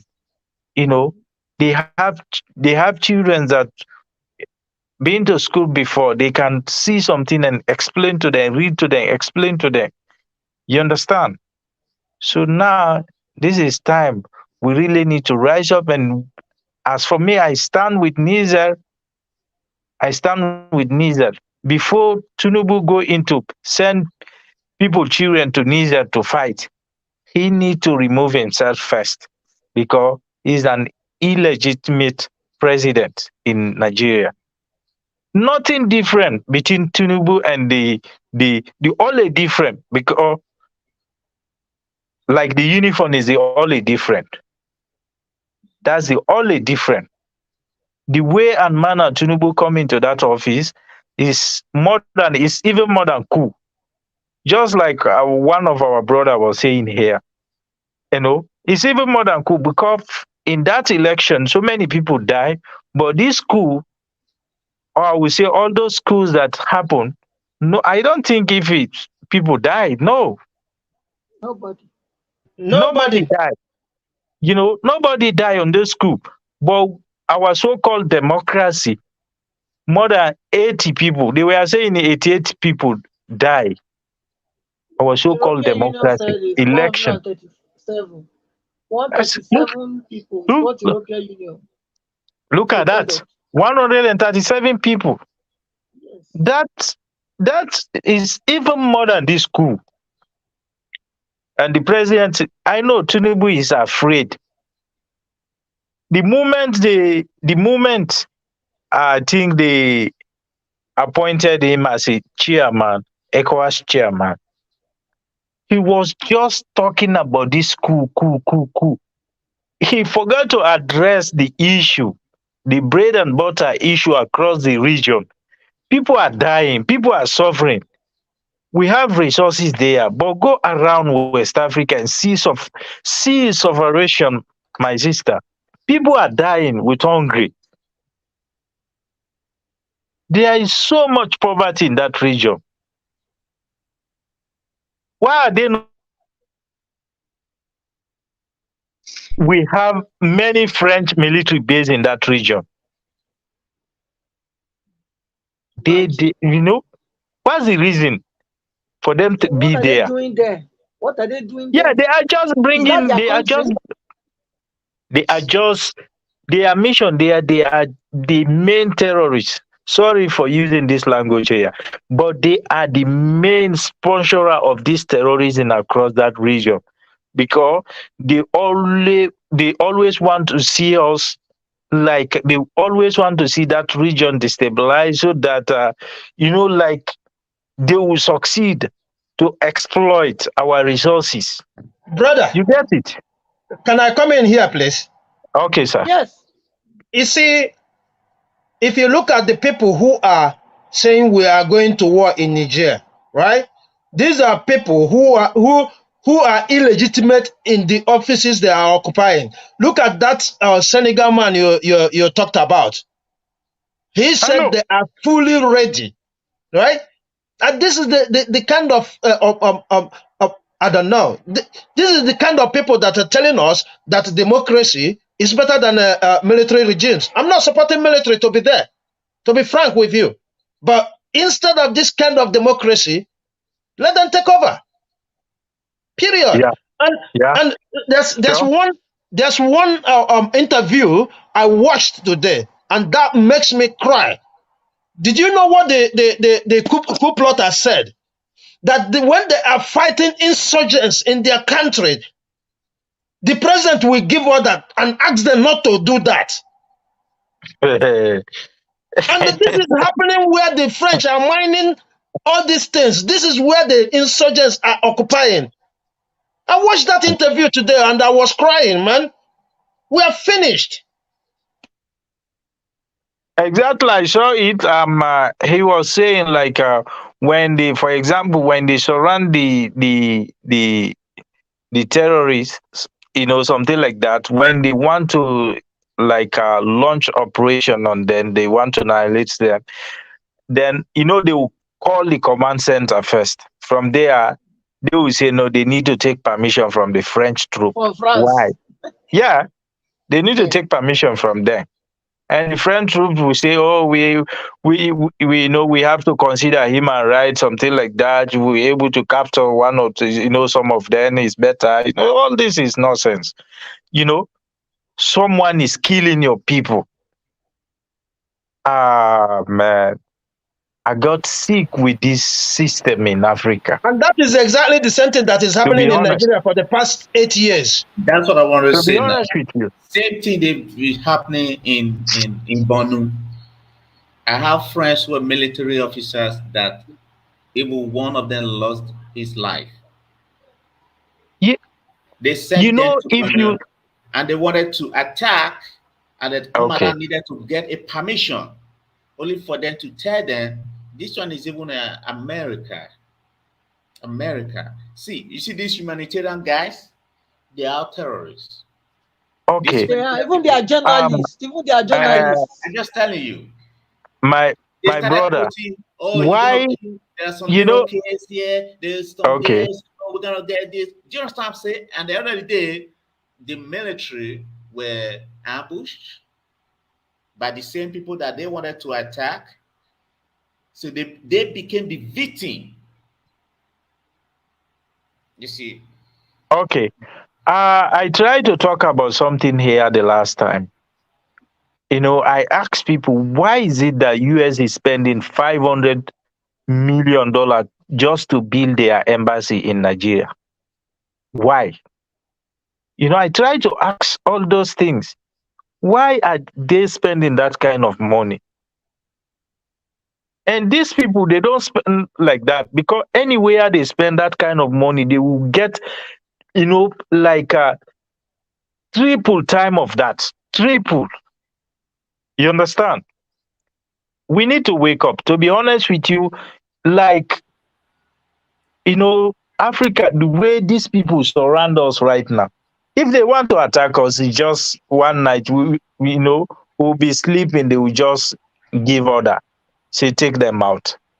To be honest, everywhere military base, foreign military base, everywhere, US with their big ship in the water. We don't even have, they are stealing our oil in the ocean everywhere. We need to wake up. Are you even aware that this same Niger that they are planning to attack, that US has the largest fighter drone base in Niger. In Niger, Yeah, of course. are you aware of that? Yeah. In Niger, Agades, they have the biggest drone. They have the biggest drone base there. You don't What know. are they If they doing want there? to, That's the question. What are they doing there? They should not be they there. Is that are their country? they are there to protect their interests. Anywhere they see So they threats, shouldn't be they will there. That's just why they go should. in for that country and destroy. You see, okay, Madam Patricia, 2011. No, Yeah. His network is arms and breaking. ammunition from America direct. No, their ship was in the water there. You understand? Some of them were around that Middle East, around Syria, Iraq. They just give them order to come middle there, to come base in the they come and base in the Mediterranean, middle of the Mediterranean. They started launching, bombarding 30 countries fighting one country. Man, this world is not fair. To be honest with you, we really need to fight. We are not free. Anyone tell you that we are free, tell the person you are lying. This They're is afraid. modern slavery. What we are going through right now is modern slavery. They're afraid It's that modern Russia is slavery. coming in. You see, Russia is coming You know, in to Africa. we need our mindset. And okay, let me tell you something. You see, Russia, if Africa is not free, it's going to be very difficult for Russia too, because our resources they are using to boost their military industry, other things to manufacture more weapons. You understand? That's the reason why, like, Russia is countering them in Africa, because the more they get raw material there, the more they produce more arms. You get it? Let It's me not bust your like bubble. when people are saying Russia is there to protect. To be honest with you, Russia have no history with Africa about colonization or exploiting mineral there. No, they have abundant mineral. They are even looking where to sell some of the mineral they have in Russia. You understand? So, like, we need to wake up. We need to wake up and unite as Africa. You know that We really need to do things like this. If there is a fight in Nigeria, Yeah. if there's a fight in Niger right now, you know that if there's a fight in Niger right now and it affects Nigeria, do you not see that Dangote's refinery It will that every split one of over. us, do you not see It will that Dangote's refinery that spill every one over, of of us is course. hoping on It will spill might over. be affected? So what are we talking about? What's wrong with this president? If there is a fight in Niger and it, by extension enters Nigeria, it means the Dangote refinery that we all be waiting for that they shifted to 2025 might be affected, because what if they launch just one attack, boom, to the Dangote refinery as a counter attack? What are you going to do? $80 billion is just gone like that. See, Tinubu should be removed quickly, because he's working for the Western people. It's a puppet. Yeah, he should be removed quickly. Even that Dangote refinery you are talking about, my brother, that one is owned by all these oligarchs, all these politicians. Yeah, I know. They put our money there. I do not To be just honest want, with you, when person it like comes to Dangote, they are one properties, of you our understand? biggest problem in that country. To be honest with you, if I don't know if you understand this, Dangote, they are one of the problem in that country, because they keep like hiding all these thieves. They are giving them money to keep. Yeah, you understand? All this looter, they will just loot enough money they give him to keep, to do business, to make more interest with it. Like, we really need to get it right. We need to get a very strong institutions. My point We don't is, have gas institutions. is very expensive now. That is my point. Gas is very expensive, and everybody, they pushed everybody's hope down to Dangote's refinery. So if any war broke out, it simply means that Nigerians hope, the only hope that they were looking at, oh, Dangote is going to start working 2024, and now we just read the news that it's going to be 2025. You understand what I'm saying? Okay. Yeah, Yeah. they showed it right here. It's going to be 2025. So what was all the hurry about? From Buhari commissioning an empty refinery. What a country. After commissioning, it's not working. Scam. Okay. I keep telling people Buhari is one of the biggest disappointment to Nigerians. Buhari. I don't know why some people keep praising Buhari. Buhari is better than Tinubu now, this, that. Buhari is the one brought like the way Tinubu brought him in power. He just paid that back. He just paid back to Tinubu. He brought Tinubu back to power and so that they renew the Shege for us. You understand? Now we are going through renew Shege. You know, and this one will more than Buhari. And now, if they blow, if they blow up Dangote's refinery, what do you think will happen again? Which means our raw crude oil will be shipped to France, shipped to Germany to refine, and they will have more oil to refine. I mean, to power up their energy, and then they send us the little cake they feel like. You know what I'm saying? The little cake. Again, okay. Let me wrap up. Let me wrap up. The last thing I wanted to say again, one time, I think the day our principal spoke with is it the Twitter space or something like that? You know, he talked about something. He said if he is opportune to be there, he's not going to run after all these people that loot before. You know, in my own opinion, I think that's not right. You get it? To be honest with you, yeah, I can understand why he you might really say that. need to go. He really need to go after. You see how much billion that accountant general is, you know, stole from the federation. You understand? Some of these people, they really need to go for them, and we don't have to. We don't need to pity them. They need to bring them into book. Okay, thank you, madam. Thank you. Okay, no, Please, just madam. round up so that we can give opportunity for those Yeah. that are just joining us to speak. Yeah. But you are So, still around, so like, if he got there, he really need to go after these people. To be honest with you, people are suffering. People are dying with hunger. People are suffering. To be honest with you, things are not easy. Country that produce more oil, go to another countries around the world. They don't even need to subsidize for these things because God give it to us. So, like, we need to sell. We need to satisfy with it before ever we export it to another country. That's what another countries are doing. You understand? They will give their citizen first. They will make everything is sufficient for their citizen. From there, they export the rest. You know, they will export the rest to the, international market, other thing. But for us, nothing is working, and we are spending $10 billion subsidy annually, according to what Setima said. He said $10 billion every year. They spend 10 billion. okay. 10 billion. You can even use that 10 billion. If you keep it for 2 years, you can build standard refinery for the country.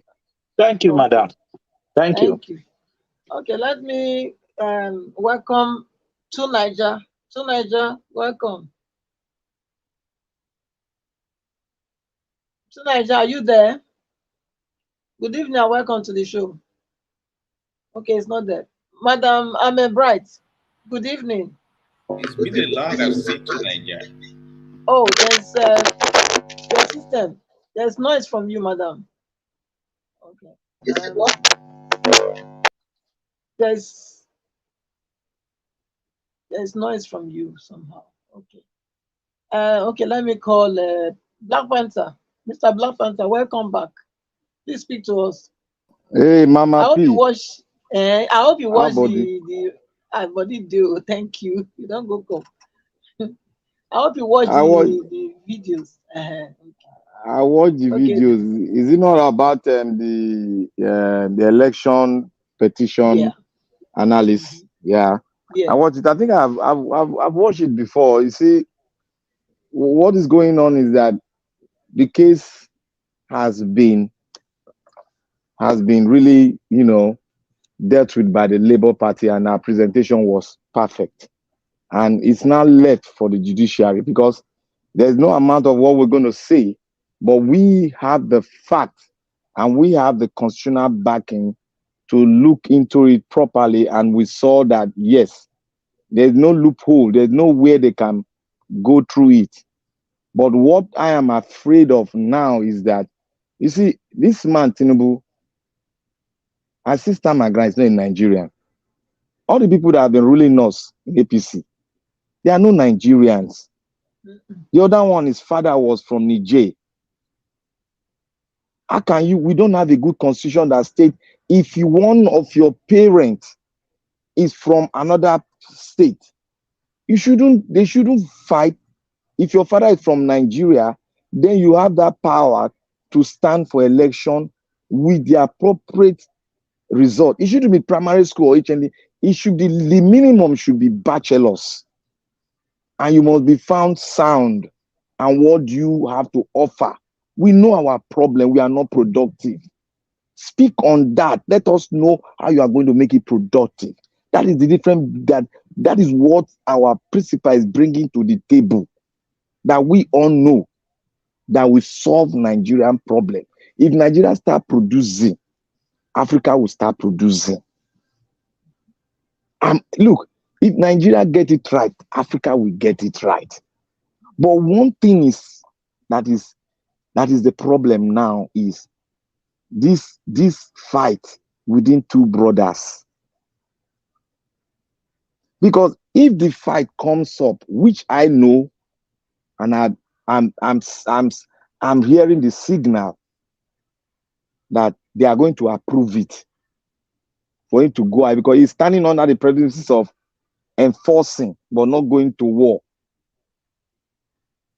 If you look at the English they will put there, he's enforcing, he's not going to war.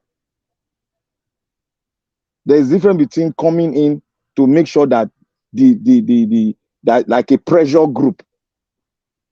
He's making it sound like it's a pressure group. They are going in there to make sure that they settle it militarily, but not confrontationally.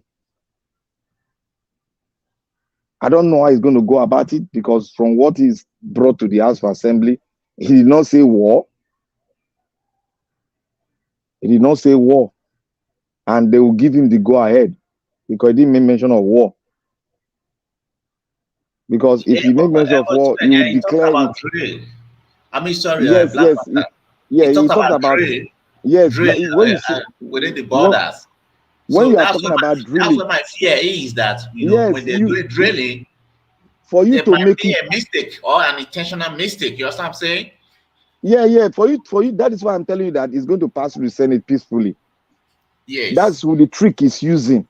So that's why I tell you that it's a trick. I'm going for border drilling or border close. I'm going for drilling. Yes. We are going to close the border. We are going to, we drill. Is that not what Russia said they wanted to do? Yes, because when that happens, sometimes they just say, "Oh, we mistakenly fired one of God these bless you. God bless you. And that will open up that is it for a fight. One, let me tell you, the people know the borderline, the border city, Sokoto, Kano, Meduguri.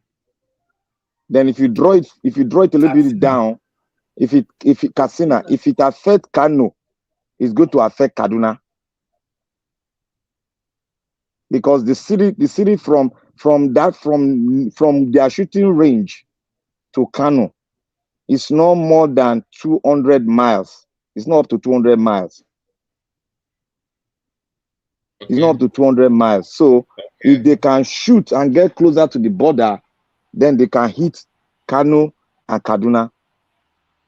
And that's very close. That's very close. If they hit Kano and give a holistic damage to Kaduna and Kano, then they'll get to Abuja. It's very easy. It's very, very easy. There's no amount of aircraft you're going to use because they are first going to damage the airstrip. That is all. Your aircraft is grounded. And they So where are we going? To fly, you know, it will be difficult to even go up. Because if Burkina Faso releases military base, there's a ground war. Then Mali releases its own. Then Guinea releases its own. They will have a total of, let's say, about let us put it roughly to be about 100,000 ground force. And you know this battle is not going to be all these rickety aircraft we have cannot do anything. We'll shoot it down. When you talk of ground force, don't forget that Wagner Group is moving their troops. God bless you. I'm not even going to that side yet because I know that one is a tactical approach. And it's a guerrilla they have approach.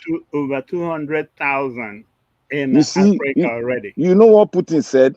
He said, "I'm ready to provide. I'm ready to provide grain." They already have over 200,000 in Africa. Yes. And Putin said, "Look at what Putin Putin said." Them around. In fact, they are even moving some from Syria into Libya, and you know Libya has a common boundary with Niger. The Wagner Group. If you know what they said, the last thing they said when they were in the ground in Ukraine, they said they've changed route now. They are going to move all their arsenal down to Africa. That was the order the commander gave. I still have the tape.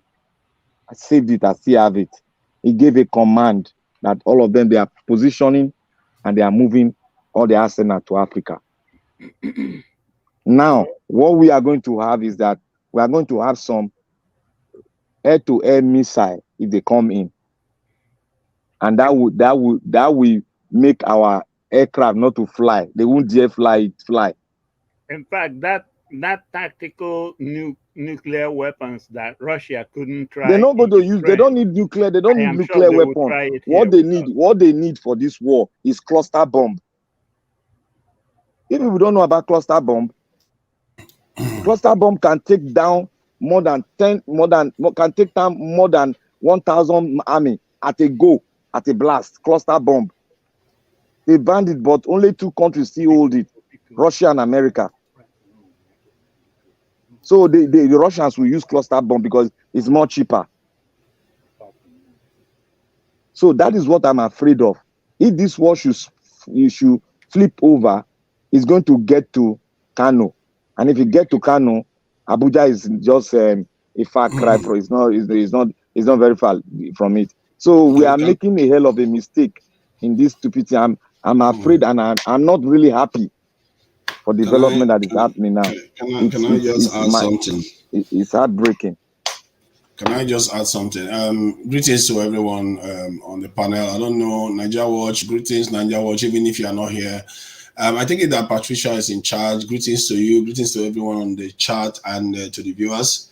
Yeah, I can see that most Nigerians are against this endeavor that Tinubu seems to be wanting to drag the country into. Now we are beginning to see the dividends of, going to foreign countries all the time. And now we are seeing how influential they are over our leaders. This is the problem I've been complaining about.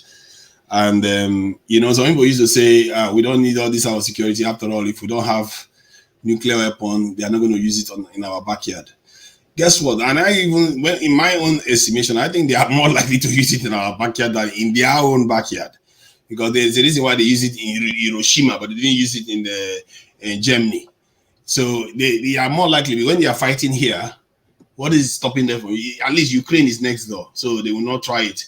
But what is stopping them from trying their games out here? They can use it to do it to us because we don't have any say. This is a weakness that I'm talking about. And this is, it now come down to this type of situation where we now have a form of leverage over them. But guess what? Even when we have leverage over them, our leaders serve us on a platter to them. Because right now, that government in Niger wants to kick out the French and possibly kick out the Americans too, for specific reasons. And instead of our leaders to use this as a bargaining tool to say, you know, if you want to stay here, you hear what they are saying. Their neo-colonial constitution, it has to be changed. You have to use it to the betterment of your people. If the French wants to stay, you tell them remove all these neo-colonial that you are putting on the French countries. I even learned that in some French countries, if they want to have their glasses replaced, the stuff has to be sent to France and brought back. That is crazy. African countries Africans have to have their glasses, even glasses, done in France then before it comes back to Africa. That is some crazy stuff. And if all this is not, and you wonder why they are doing all these things they are doing, military coups are happening all over the place, because these democratic regimes are traitors to their people. They betray their people repeatedly, just remorselessly. This same leader went and invited German troops into his country just barely 2 years ago. That leader that was removed invited German troops into his country after you already have a lot of French. Before you know it, he will invite. Who is he not going to invite? These useless human beings for leaders. I just can't imagine the kind of useless leaders we have that feel like they can betray their people repeatedly and there will be no consequences for it. And now Tinubu has an opportunity. Guess what? His first thing he wants to do now is go and save his masters. Because instead of him to say, okay, this thing that you are asking us to go and die, so what are you doing for us? What is the point? Tucano, look at how long it took you to give us Tucano. What is Tucano, by the way? Tucano is rubbish. What are you offering for us to keep you here? Otherwise, pack your load and go. Take your French troops out. Take your military bases out. Otherwise, if you want to take all of us on, you are going to fight the government of Niger. You're going to fight Nigeria. You're going to fight Benin Republic. You might have to take all the whole West Africans on, maybe even Russians on top of it. Let's see how they're going to enjoy that kind of fight. Because this is the leverage Nigeria and ECOWAS has right now. If they want to maintain their presence in West Africa, they need to take their boots off the neck of Francophone countries, and they need to stop sabotaging our economies. Because that is why they are there. They are not there to help us grow. They are there to keep us the same way. These useless French people that come, they take uranium from Niger and go and light their own cities up while Niger is in darkness. What kind of wickedness is that? You know, nobody expects you to put them first, but at least, come on. Give them something back. Even if as a change, just leave something for them. But when you leave their country destitute and you expect the consequences not to occur, maybe before in the 90s, this will not happen because there was no rival power to the West. But now there is. And there are options now. As a matter of fact, even an American congressman said, in 5 years, sanctions will not mean anything anymore. When the BRICS currency comes into fruition, all the nations that the West used to sanction, they will just be able to do fine, trade fine, because most of the world trade is not even happening between them anyway. It's happening between most of the Asian nations. They will trade amongst themselves just fine. So this nonsense that they are doing has to end. And we have to take the opportunity now to start ending it, like the Asians did. This is time when you start making bargain, some high-level bargaining. If you want something, you say, you know what, all our 4 refineries has to come online. You have to sign on it and countersign and then insure it. If anybody fails, they pay heavily for it. In billions upon billions of dollars of damage. If our 4 refineries don't come on stream, if you don't give us this thing, assurance of at least 10, 20 years of military weapons, like you are giving to Egypt, don't bother. We shouldn't come here and fight for you and bleed for you when you are giving every other people good deals, and you come here to come and tell us that we should go and die for you for what? For what? So that we'll go back home again and start suffering and smiling because our leaders are completely useless. So my take on this is that it's not black and white. You can either reject the need for war, you can reject the military regime, or you can embrace them. Because the Russians are also a problem. Sooner or later, If you keep letting the Russians stay there and things are not changing very rapidly, it could pose a problem too. As a matter of fact, both sides could pose problems. So the trick is to get what we want from them. If I was those school plotters, one of the things I would say is that, you know what, you want your democratic president back, fine, you get him back. You know what, France, remove all your boot from our neck. All the things you said we'll have to do as a nation to your country, remove it. And then your military operation in our country, you need to go. But you know they're never going to do that. But what that means is that you are now engaging in soft power, in a kind of soft war. In other words, there will be debate in the West. Now, what you're going to have, you are going to have a debate where you say, why are you doing this? You want to go to war? Because let's say the French will want to go and attack this leader. The question they will ask themselves is, the people of France, they will ask the leader, why are you going to attack them? Because they told you that you should stop messing with their country. Is that a reason to go and attack a people? They say they will restore the government. Just leave them alone. So, and even if they did, they will not have the moral high ground anymore. Because now they are coming to attack people for saying, stop oppressing us. You see what I mean? So these people technically now will not be anti-democratic. They are saying that this democratic leader has failed us. So we are now just stepping in briefly to say, get out of our neck, then we'll bring your government back. So it's not anti-democratic. The reason why I'm saying this is because... Yeah, I think that's exactly what they, when I listened to, they were translating in English. The guy was... Your audio.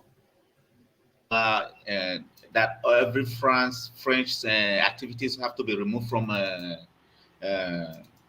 Niger, and then they watch them for some time, and then they can then transition to back to civilian. That was what the guy said, because I was reading why, you know, he was. That's interesting. French, you understand? That was what the guy said. But you know, that's how military always say. You understand? That's the problem with our African military. They never want to go. They will come in and they wear khaki for 7-10 years. They will not keep. They will refuse to put khaki off. That is the problem.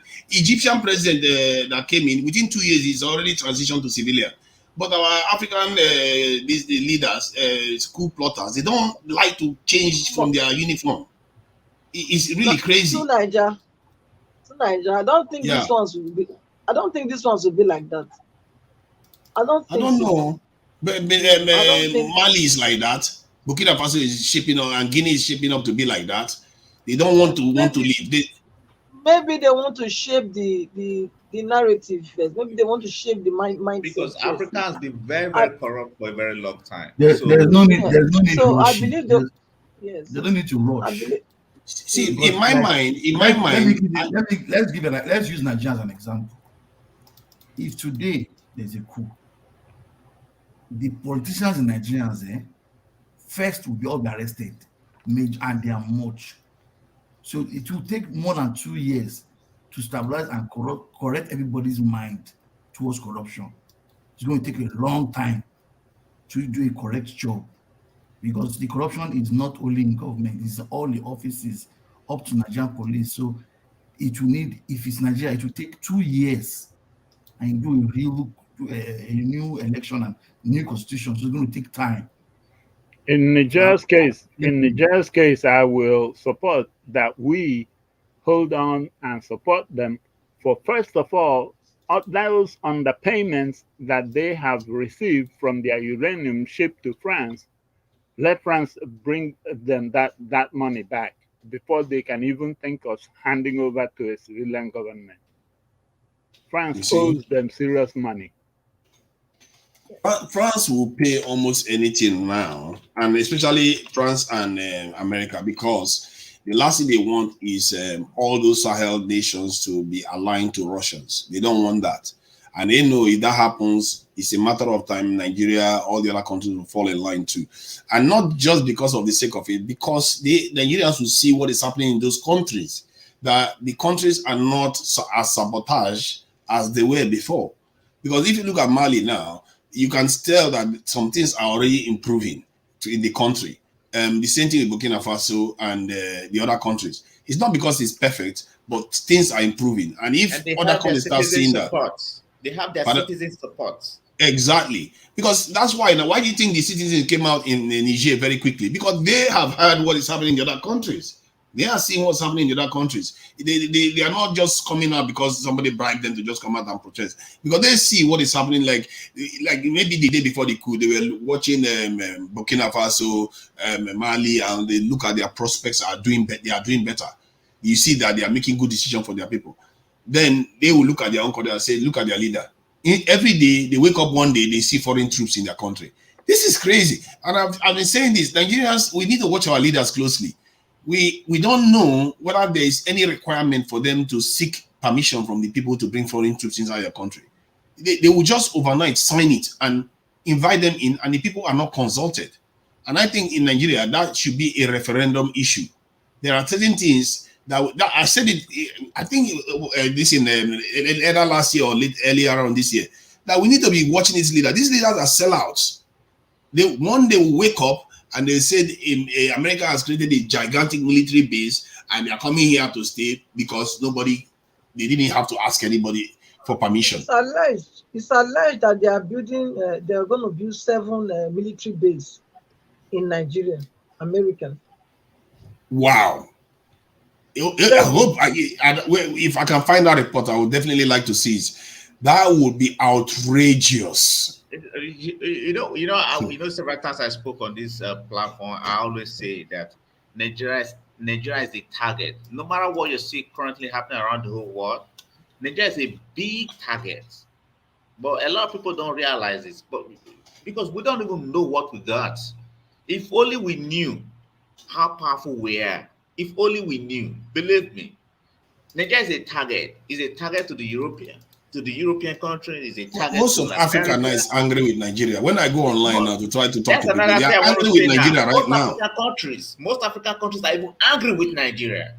They won't let me talk. They won't let me talk. They are really, really angry with Nigeria. And even if I told them we are not in support of this, so 90% of Nigerians probably don't support this military action that this madman wants to go and take. And people are still angry with us anyway. They don't care. They say Nigeria is a traitor. To remove him. Because we are not doing the needful to remove him. That's why.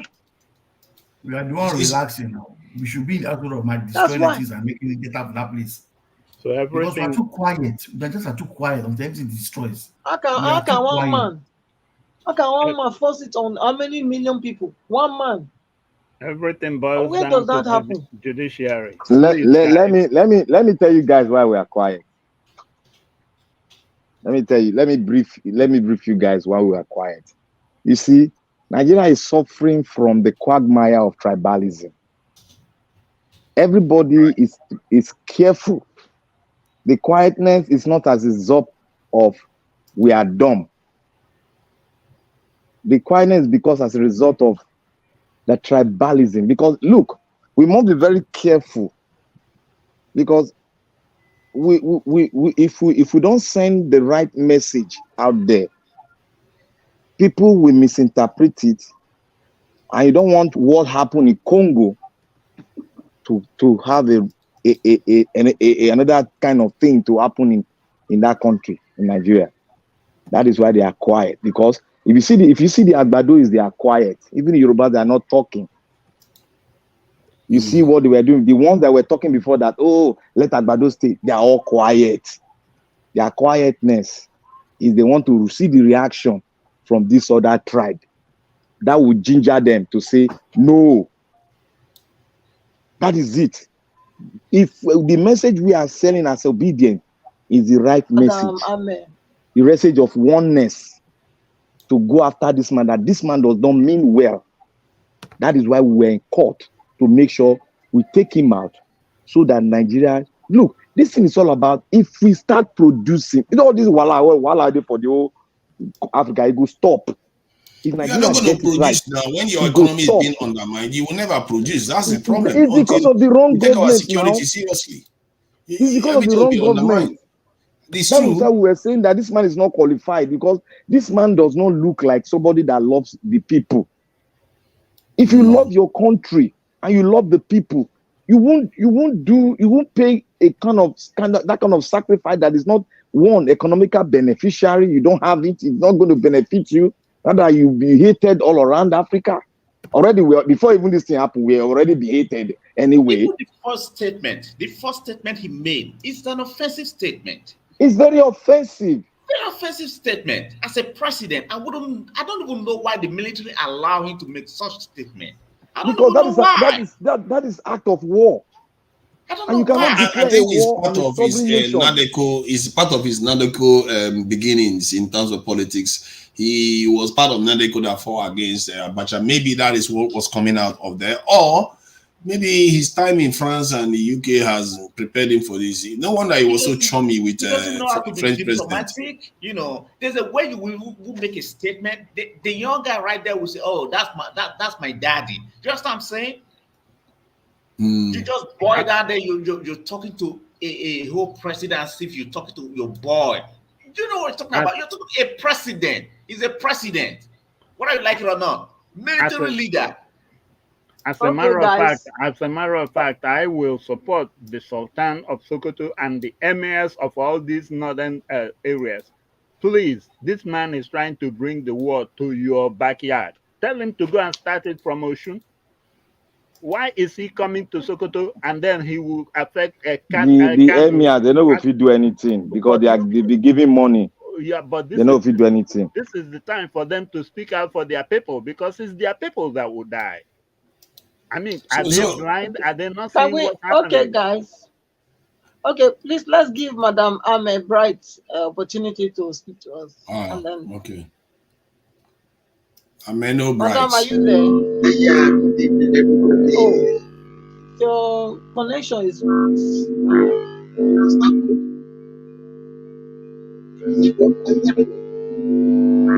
your connection is very bad. Let him plug off his mic. His mic is bad. His mic is bad. Let him remove the headpiece. I think he's using a headphone. Okay, she's gone. Just continue. She come back again. We'll give her opportunity. You guys should continue. Yeah. So, Black Panther, I think that Tinubu will actually take military action. He has already sent a notice to the House. The reason I said it yesterday that is not, they are not going to approve it. But the premises which I acted yesterday was that you cannot take an act of war to a sovereign state, especially your neighbor, because your boundary, you're supposed to protect even your neighbor because of it's strategic. You're supposed to protect them, have a good relationship, because anything that happens to your neighbor happens to you. So you will have in any way possible, you try to do it so that there will be no trouble, dialogue, and judge with them. That is a diplomatic approach that I looked at yesterday. But when I now monitor it, the statement he brought to the National Assembly was a trick. It was tricky. A very big trick. He was talking about the defense line of the borderline. He did not mention they are going to invade. If they are not going to go inside foreign territory, then it will be well within their right. But if they are, did he mention he was going over foreign territory? Did he say he was going over to another country? He didn't say so now. He didn't say so. That's the problem. They will because he made mention of they're going to do drilling, because which means they're going to have either American military training together on the borderline, France military training on the borderline together. You know what I'm saying? Now, but how will that be able to remove? That's what I'm saying. Now, remember when they're training, they they used to have casualty too during training. Now, what if mistakenly or they intentionally just allow some of the I don't think they know that will be a violation. He will cause Tinubu will cause his government to be overthrown. Remember what happens in North Korea between North Korea border and South Korea. That's what they said. Oh, we're going to. This is one of those things. This is one of those things that Tinubu cannot deceive the House for. If you deceive the House for this, the entire North will be livid. They will be livid with him. That entire North is supposed to be livid right now because he's not done anything yet. He's not done anything yet. But the 7-day deadline is coming.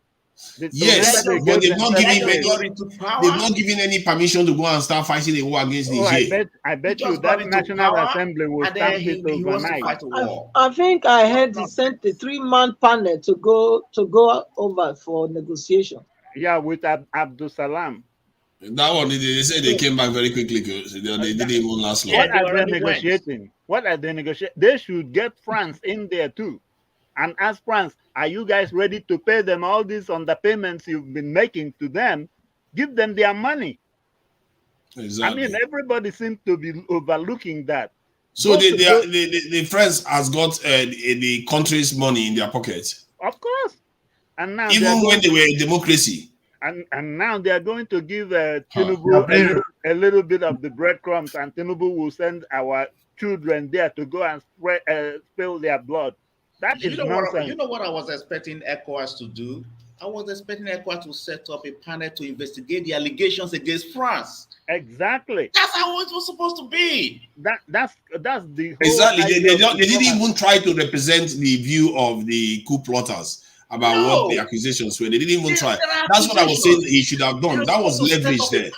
As ECOWAS to investigate those allegations. Then you just say you want to take, which means it was a big sellout.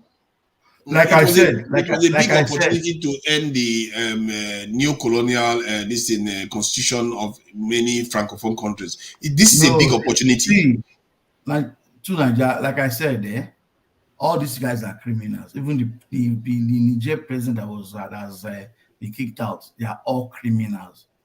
They are selfish. These leaders are selfish. They're just milking and colonizing their black people again to the whites. Anything that will benefit them is what they are after. If you find this, before this Tinubu got into power, he's been going to France to do what? We didn't act, we didn't follow up. Well, he was telling us he was going for medical treatment. He got okay. The first thing we could say when he got yes, as ECOWAS president, you're talking about coup. Nobody has been talking about coup. You just started talking about coup as if you know there's a coup coming up. If you're not the one, if Tinubu was not even his hand is not involved, because they're all corrupt. Because there's no how you know that France is milking this country. They want to have peace in their country. That means you are aware that they are milking them, and then you don't want them to be free. Military are taking over the government. This is not France that kept him alive. When he keeps going there for treatment, we are here thinking that it's not of any consequence. You are going there to disturb them that they should have military. Somebody is killing you. Tunaja, do you know that they can stop this war from not coming in? That's not from our side, from the Niger coup plotters, their side. What I gave a submission today. I said, if they can open the books of the uranium exploitation that the French and other countries have been doing, if they can open the books for the world to see, people will judge French and other allies, and this war will not take place. That is true. That's what I'm saying. This is exactly the kind of tactics I was saying that they should employ. You have to bring people in so that people see the injustice that is going on here, the robbery that is going on. Show them your people. Show them why you are doing what you are doing. You see how they will be ashamed. I hope those Niger juntas are listening. They should do that immediately, especially now that 7-day deadline they gave them is fast approaching. If they can do that, believe me, I am quite sure that even our Nigerian soldiers, before they step out for whatever drilling, they might as well go and clear Asari first. In fact, I'm calling now for our. I'm hoping that happens because if I were there, you don't tell me to go to Niger when you already have issues. Number one, you are in court here, and then you are not yet certified, and then you are asking me to go fight for you. That's not going to happen. But I'm looking at the National Assembly, looking at them approving this. If they did approve this, it means we don't have National Assembly, and our representative. But they've not approved this yet, so we don't know whether they will. As a matter of fact, they may not approve it, because if the PDP members team up with the Labour Party members of that Senate, they will definitely. Yeah, because Atiku is already against it. As you see what I mean, Atiku is against it already. So that's why I find it hard to see how this is going to go, man. No one has been leaving. They will remove him from office. And then some of those members of the APC members that are from those states and those cities that will be affected real bad, if they vote against it too, this man will not be authorized. Do you know that Douala, which is Buhari's city, is it Douala? Do you know it's only about, in fact, it's a shooting range from Niger, about 8 kilometers. They have border. Same border right there. Yeah, so I mean, come on, guys, all you guys from the Senate in those areas, don't you know this thing is coming to your backyard, and you're telling me you're APC? Please vote against that nonsense that this man just sent to the National Assembly. Team up with the PDP guys and the Labour Party guys, and you will defeat that thing. True. Even though they don't defeat it, something will make Tinubu do a mistake, and he will get out of that place. He's shooting himself already by doing all this he's doing, because it's obvious he's arrogant, and our judiciary is not trying to even help matters by just coming up and giving the verdict in time. They are delaying it, so it's just for delay tactics just to be in power. He will by himself shoot himself at his back. This is what happens when your nation is so susceptible to foreign influence. This is the dangers. This is the dangers when your military is so weak. You look at when the French threatened the Nigerians, they will not stand for our interest in Niger to be jeopardized. That is a real threat. And what did they have to fight against it? 12,000 soldiers? You see, this is the problem in life. Sooner or later, you meet your Waterloo, and if you're not ready, you have to cave.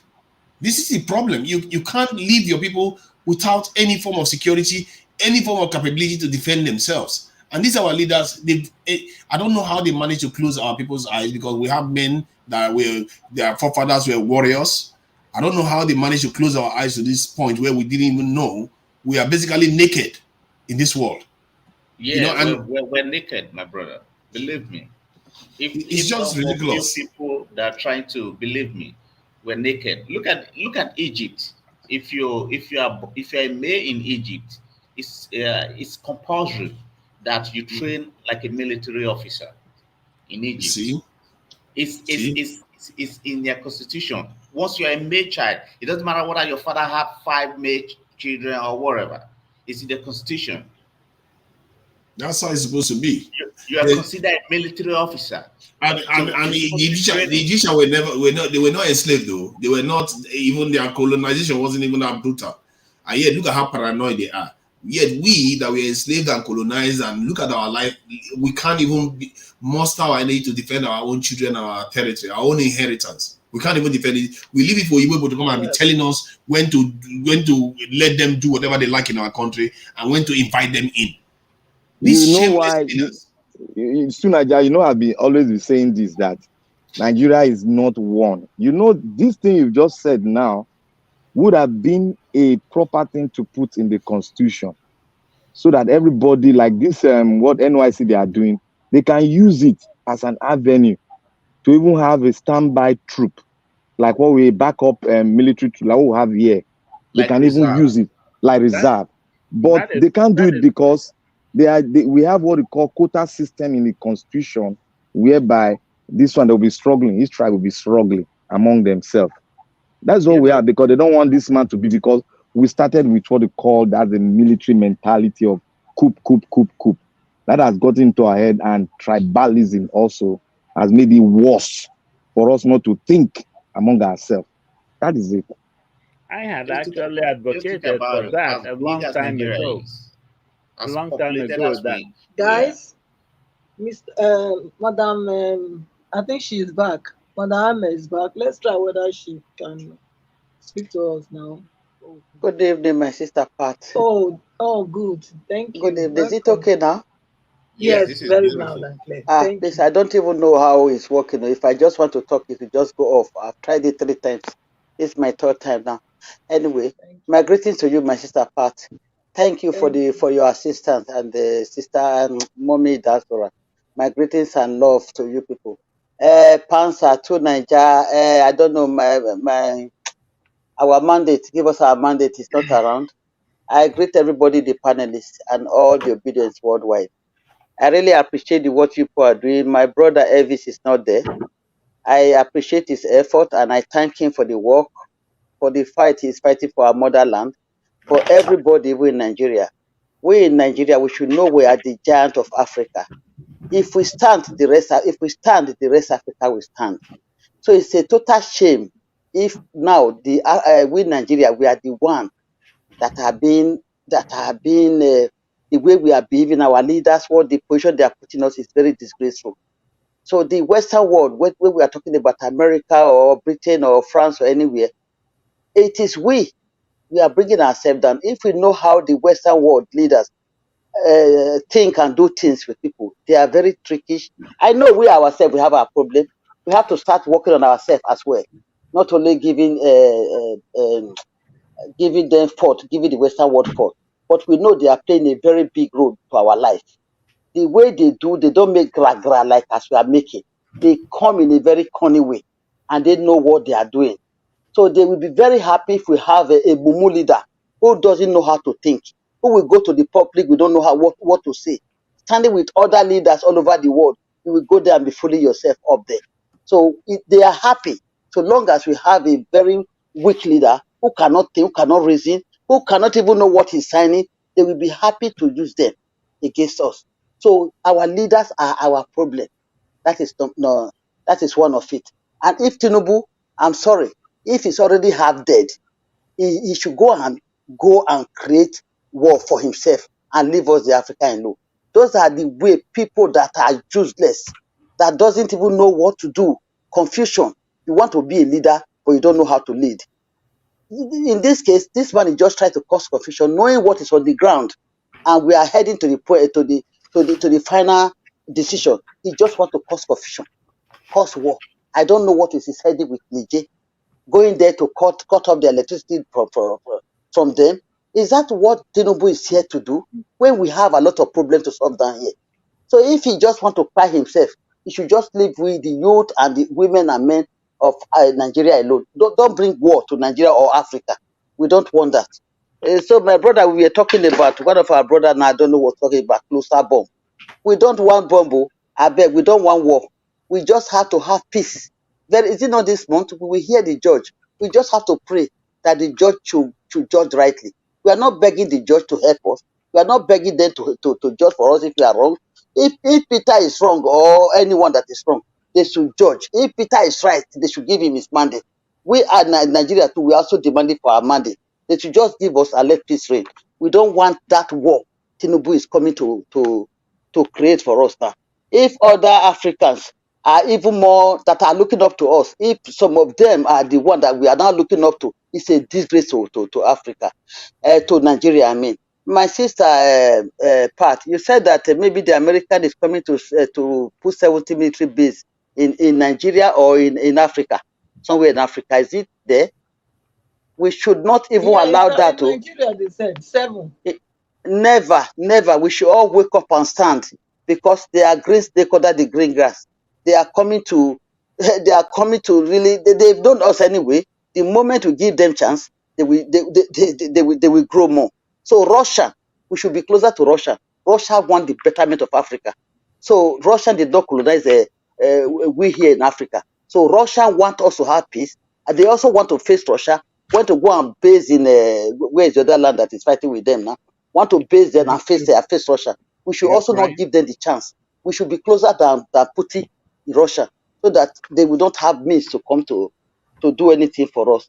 And our senator should not approve anything Tinubu wants. Because if Tinubu will go to the Western world, I don't know why that's the reason why he's going to Macron, France, to go and be doing connection to Africa, with them, maybe to support him, knowing what he has done.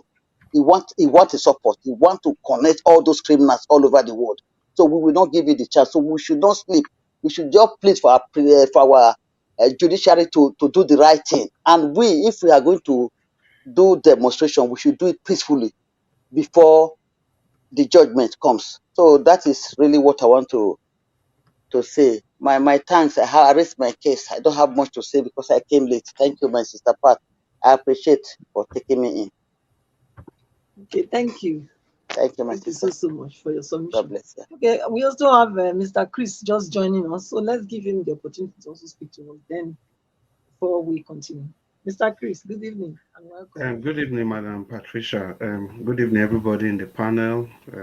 Black Panther, To Niger, Mashallah, Engineer Francis, P-Soft, Madam that just finished speaking, I'm a Brighto, and everybody in the comment section. I want to thank you guys for the work you are doing, and to remain true to this dream. It's not easy. There's so many distractions, but you guys have decided to keep on fighting the fight. Yeah, it's been a lovely discussion, people coming from different angles. I think the angle that really drew my attention to come into the panel is from the angle that To Niger was speaking from. You see, To Niger, you said so many things, and in my view, they are all germane. I think the core of your submission is that whatever it is, African leaders, we should always think about our interest in this whole fiasco. And that has always been my own stance. Because what we are expecting is that the West, they should take a moral high ground and do the right thing. I think that has been the core of our discussion, but it's never going to happen. This is international diplomacy. It is international war. Every country is fighting to survive. So every country will do everything they want to do to protect the image of their country. So we can't just sit down and be expecting the West to do what is supposed to be proper. In parentheses, they are not going to do that. Neither is Russia going to do that also. It is all about interest. The most important interest to Russia in this whole game is just to have an opportunity to get back to the West, to have more territory under their control that it can use against the West in future. That's just my view about Russia. So it's not about celebrating Russia over the West or the West over Russia. But it's about focusing on what our interest ought to be in this whole situation. And talking about interest, we'll remember that this Niger we are talking about now, we really have to be circumspect because in 2015, 2019, people from Niger, they came into Nigeria to come and vote for Buhari. They did that. We saw them in the campaign. Even Ganduje, we saw them in campaign, especially in 2019. They came here to sabotage our democracy. Also, that's another form of coup d'etat. Because if they are not influenced, if they have not influenced the outcome of our election, probably, even though Buhari would have rigged, but he would have needed more votes to rig himself to power. So we have to keep that in mind also. And again, we should understand that the problem the Francophone West African countries, the problem they are facing is very simple because when they were having their independence from France, it's a very, very silly arrangement that the France did with these people. To Nigeria was trying to talk about something. He was trying to say that even if these African leaders, if they are not able to stop all these things immediately, but they should let the world know that this is exactly what's going on. So that in that way, we in Africa, we can begin to gather or garner the sympathy of the entire world. That does not mean we are going to rest on that sympathy, but whatever we are doing, the world will understand the reason why we are taking the steps that we are taking. Imagine the Francophone countries. They signed, especially Cameroon. I was speaking with somebody from Cameroon just yesterday. They said they signed an agreement with France that everything under the ground the French people are going to take 70% for 100 years, and only 60-something years has been gone. They still have 36 years to go. So that's the kind of evil and satanic arrangement that France had with our fellow African brothers. And this kind of arrangement has been going on, and many people seem not to be aware. These things are embedded and enshrined in the constitution of these people. That is just how it is. Even this idea of military takeover, I'm not really a fan, in the sense that this kind of judgment, I have to judge them in retrospect. It is what they do with this power after 4 or 5 years. You can imagine, what was his name again? Alassane Ouattara in Cote d'Ivoire. Remember when he lost that election, and when was that Gbagbo lost that election, then he didn't want to go. It was Jonathan that took our troop there to go and remove him and put in Alassane Ouattara. But look at Alassane now. He has been there. He has turned himself into a demigod. This was somebody that his mandate was restored to him by Nigeria, but now he has refused to conduct a free and fair election. You would have imagined that an African person that came into power in such a manner would want to create institute democratic tenets in his country. But what is he doing? He's doing exactly the opposite. So we have to interrogate these issues that we Africans are not taking note of. We really have to interrogate them. I just love everything that Niger said. He said everything. Now, from what I understood, you can correct me if I'm wrong. Your own view is not even that Nigeria shouldn't even go to the war. Like you said, that if the West is asking Tinubu to do this, Tinubu should be able to negotiate with the West that, okay, if you want me to do this, I want A, B, C, D also. No, that is how nation works. That is international politics. And there's a way Tinubu can actually win on both sides.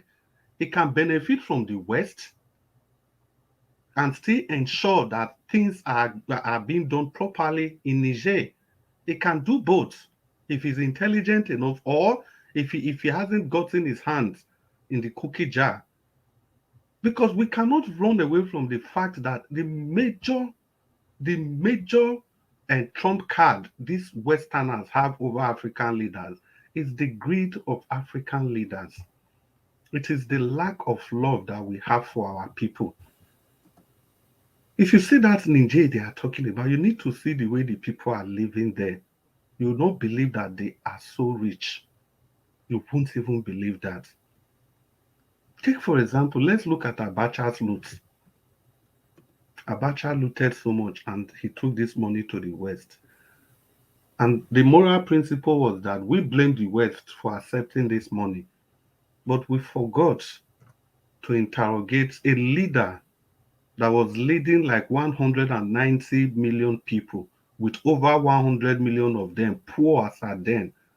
That leader was not kind enough to realize that this 20-something billion dollars, it is better I spent it to develop my country, to develop my people, because of the love I have for these people. But it was myopic. It was just myopic enough to think that the alternative is to steal so much so that his fourth to the fifth to the sixth to the 10th generation would never suffer. And that was why when his wife was interviewed, Abacha's wife said that no matter how much Nigeria recovered from their loot, that they can never be as poor as the Dangotes. That was what Abacha's wife said. And she has a university in that same Niger Republic. And we don't seem to be talking about that. You know, we are just focused, and I don't know whether I want to use the word addicted to the sins, again, sins in parentheses, of the West. That is what we are focused on. That is what we are addicted on. It's a fixation. We really need to start interrogating the fact that if our people are not in bed with these people, if our leaders are not in bed with these people, there is no way that these people will have such a gigantic effect on the things that are going on in our continent. There's just no way. They will try, but even if they succeed, it will not be at this level. Now, I've digressed from that. I want to go back to the Abacha's loot again. So we blame the West for accepting this loot. They wouldn't have accepted it. We left the person that was not compassionate enough for the people that he's leading. We left that one alone. Now, these funds were taken after 20 years. Now they return back this fund. Where are the funds?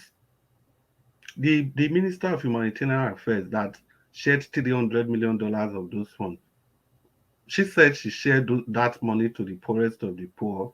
And these people, they don't have, when they asked her the record, she said they don't have bank accounts. And most of these funds, they were paid in cash.